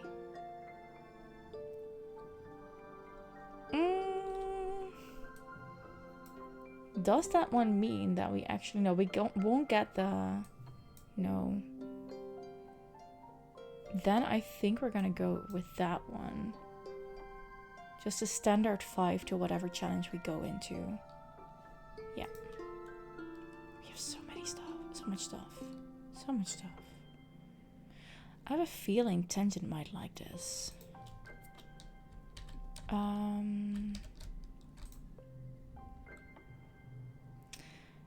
Rex looks around the colony, scratching idly behind his ear. When he sees you, he smiles so wide his tongue lolls out of his mouth. Hey, Eleanora, what you got going on? Yeah, no, nothing. We're all good. Wait, that here too, I think? That could actually be the case. Yes. Maybe... would you like a crystal cluster? No. Rex shakes his head with a smile and gently puts the gift back in your hands. I have everything I need, for real. This place is great. 3 squares and all the hugs I could ever need. But I'll tell you what, he says, leaning in. My birthday is in the first month of pollen, and I'd love a cake, if you know how to make one. Thank you for telling me. We are... Wait. Is pollen the next part? No, that's the wet season, right? So this is first pollen, I think. Yeah. Thank you. Early pollen. I think this is early pollen. And to the point. There was a guy who said he can identify the color of color pencils by tasting them with his tongue, while he had to wear a blind mask. Blindfold. Check. Interesting. Possibly that... I think it's possible that the pigments have different tastes, I guess. If you're sensitive to that. That would make sense, honestly. Yeah, we're gonna do this month and then we're gonna raid out. Yeah.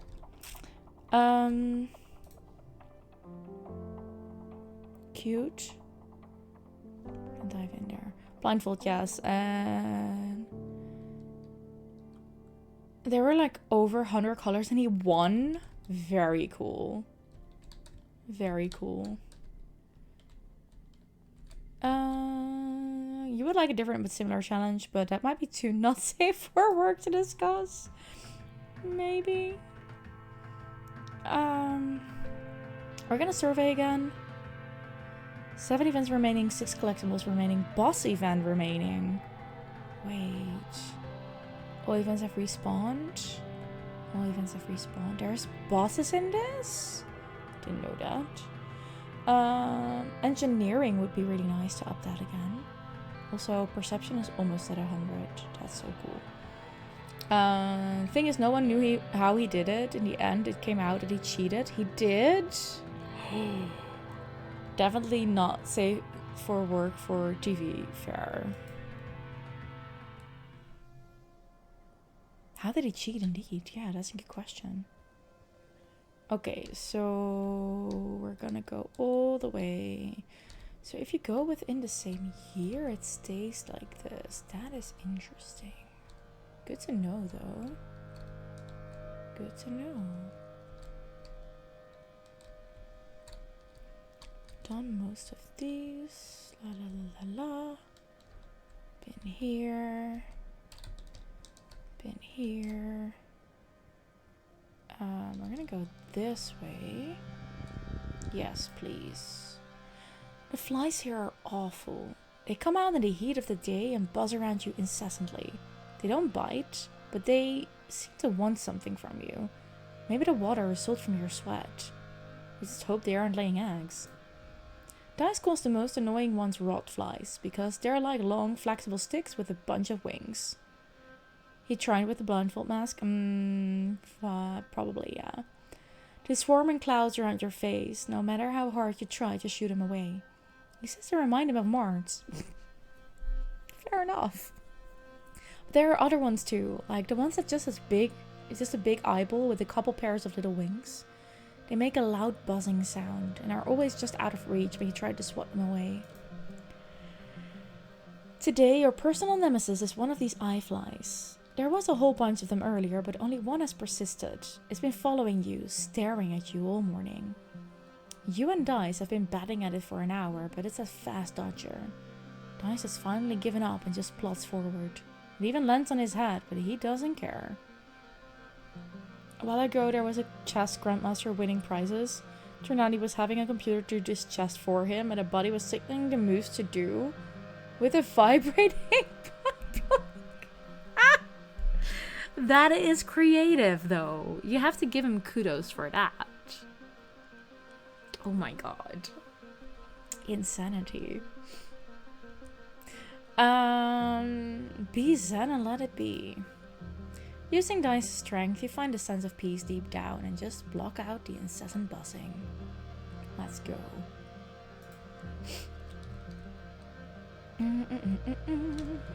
We're gonna go this way because I know that there was an item over there. Is that still the case? That's still the case. Cool.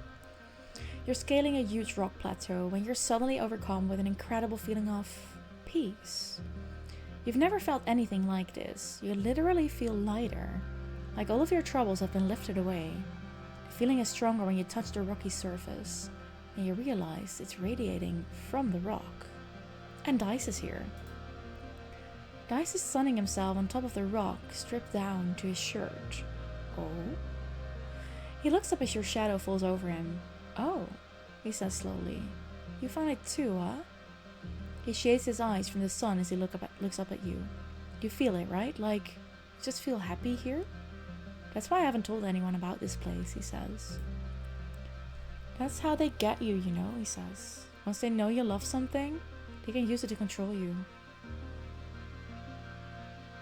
That's deep. Who's they? Dice gestures lazily. You know, people, the world, life, he says. I like this place because it feels like it's somewhere where I'm not just a cog in a machine, you know. You're going to keep it a secret though, right? Dice asks. I don't want this place dug up and studied. It'll ruin it. He scowls. People always ruin things, especially researchers. Some things you don't need to understand.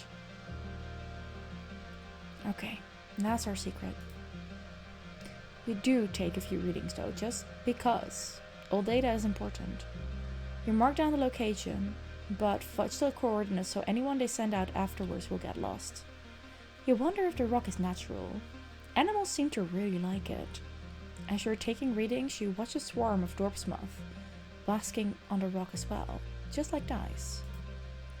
Then, you lie down on the rock beside Dice, letting the strange magic fill you with an incredible sense of peace, love, and unity with the universe.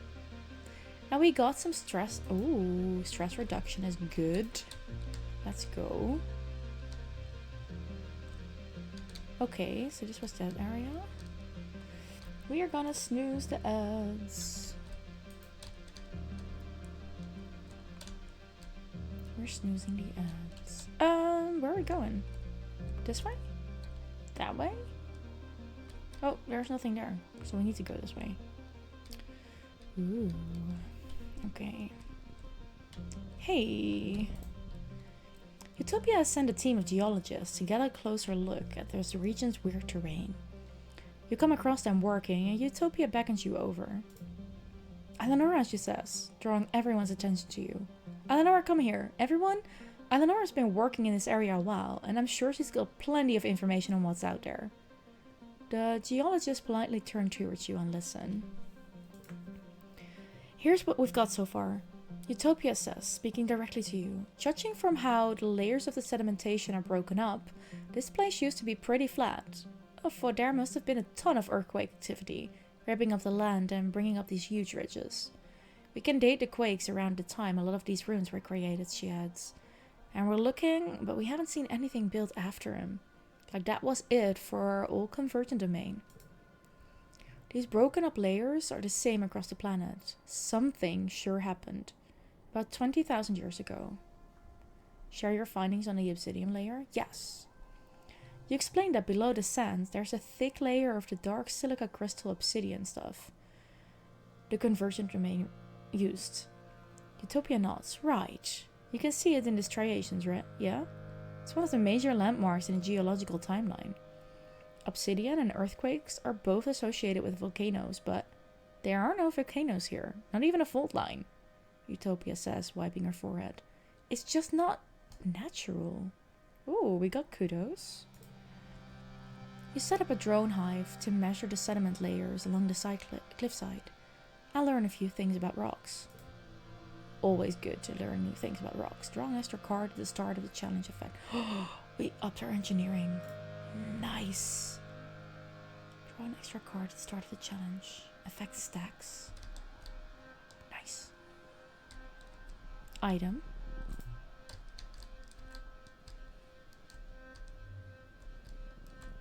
Item.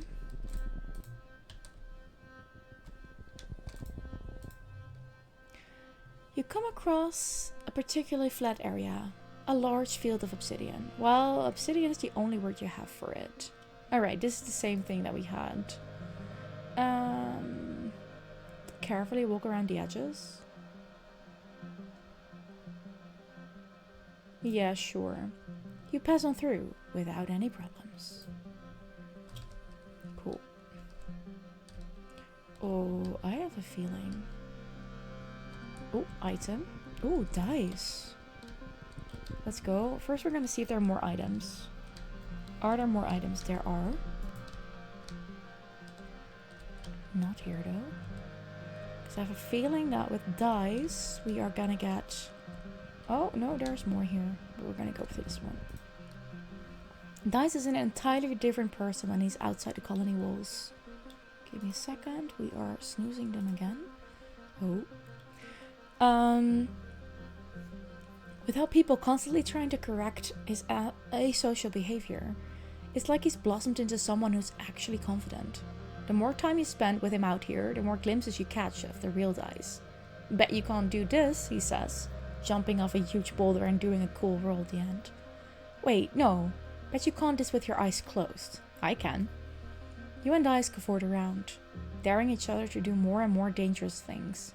Dice isn't scared of anything. You think you see something up on one of the plateaus. Above you, the cliffside is covered in convenient vines. Dare Dice to climb up there, dare Dice to race you to the next checkpoint, or dare him to kiss you on the lips. I think that's a great way to end this. Dice goes pale. What? No, that's not the same, he exclaims. You're cheating. Whoa, you might have found the one thing Dice is scared of. He insists you pick a reel there. We tried. Dare Dice to climb up there? Sure. Dice scrambles up to the cliff, no problem. He turns around at the top. Now your turn. Well, you dared him, so you gotta follow through. The vines are slippery and dangerous, and some of them are even alive and wriggle when you grab them. You lose your grip right at the top and you slip and start to fall. But Dice grabs you. Got ya, Dice exclaims, pulling you over the ledge. Your heart is thumping, you're all sweaty from fear, but you did it. Dice looks so calm and collected, even though he just climbed the same treacherous wall and had to save you from a long fall. Why doesn't he ever seem scared? The plateau is empty, but it provides a great view to look out over the resting ridges.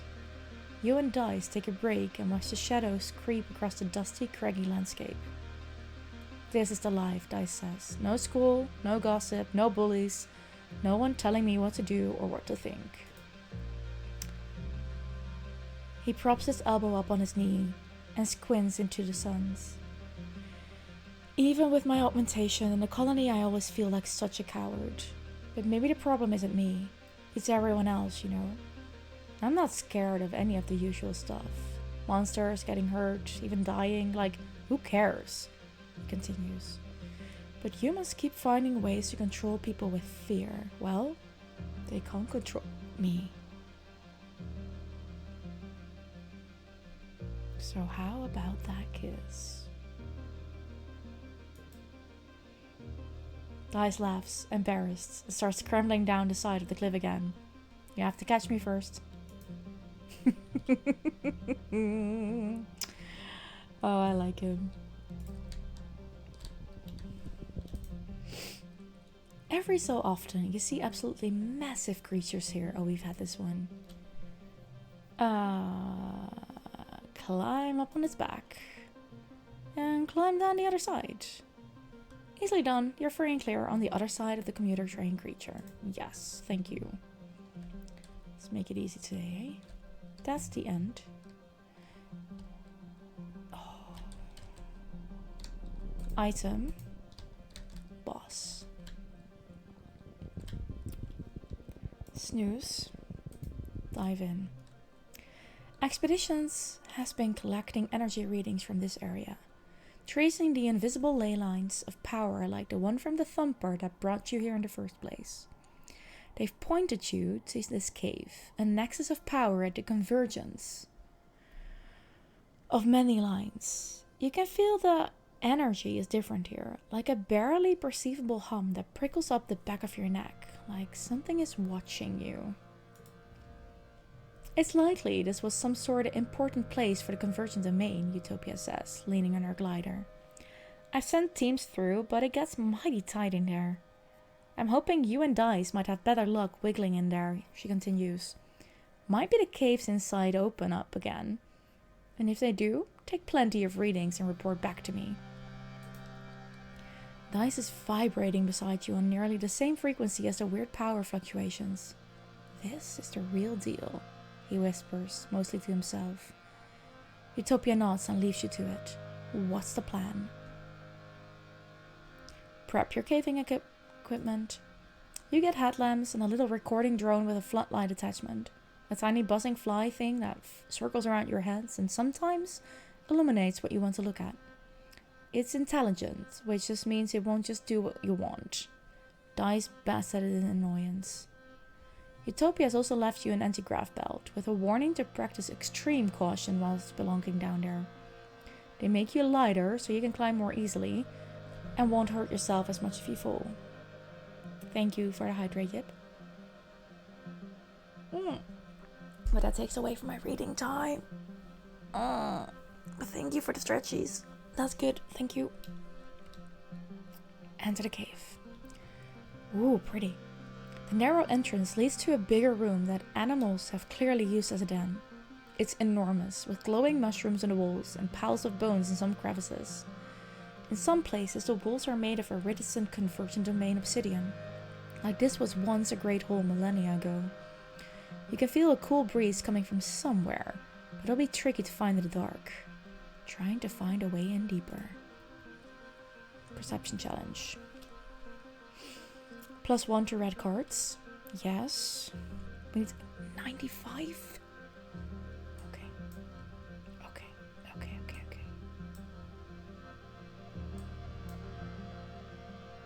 Wait. No.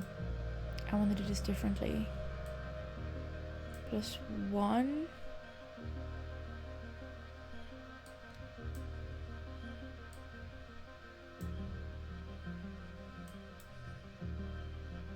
$22.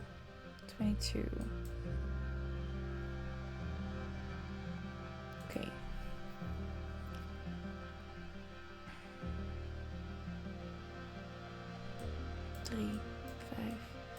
Three, five, 8. Why did I do that in Dutch? That made no sense.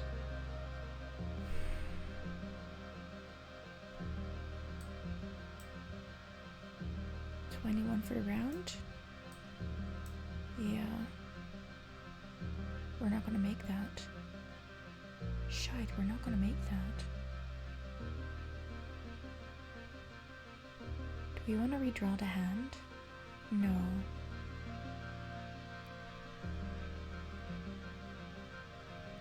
Damn. No, we need need to use higher cards. This can't be done.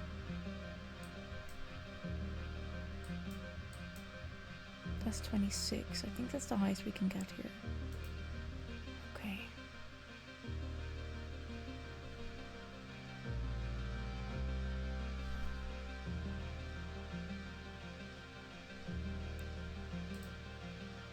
Thank you.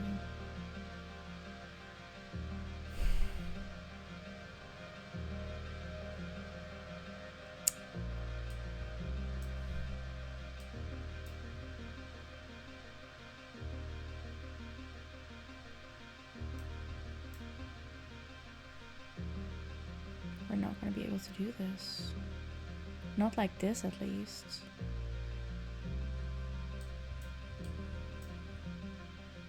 $24 is the highest I'm going to get up.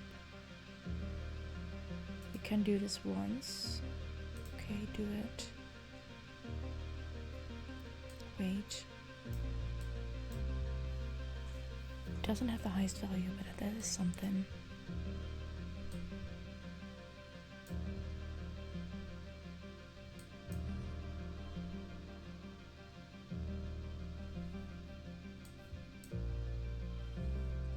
We're not gonna get there. Shadow, give me no.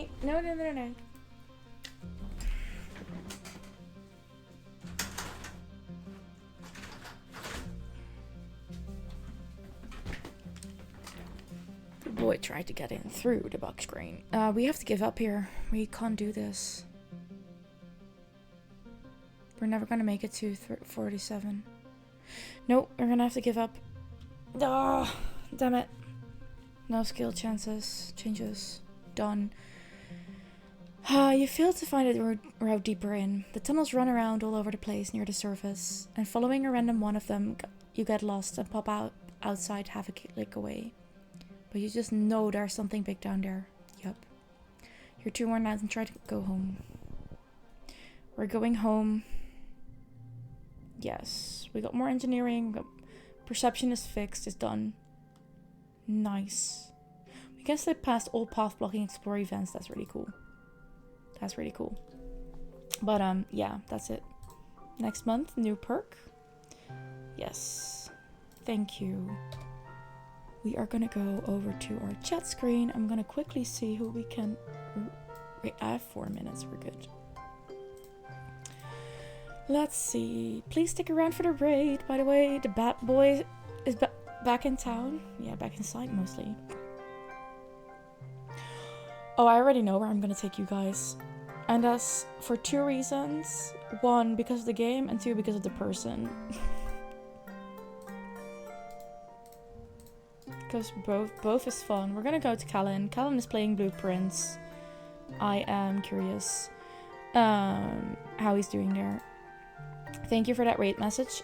That is really nice of you, Yip, to put that out there. If you're subbed, you might want to wait with copying, because I think Yip will make a new one. If you don't want to, that's fine too, by the way, Yip. Don't feel pressured on, obviously.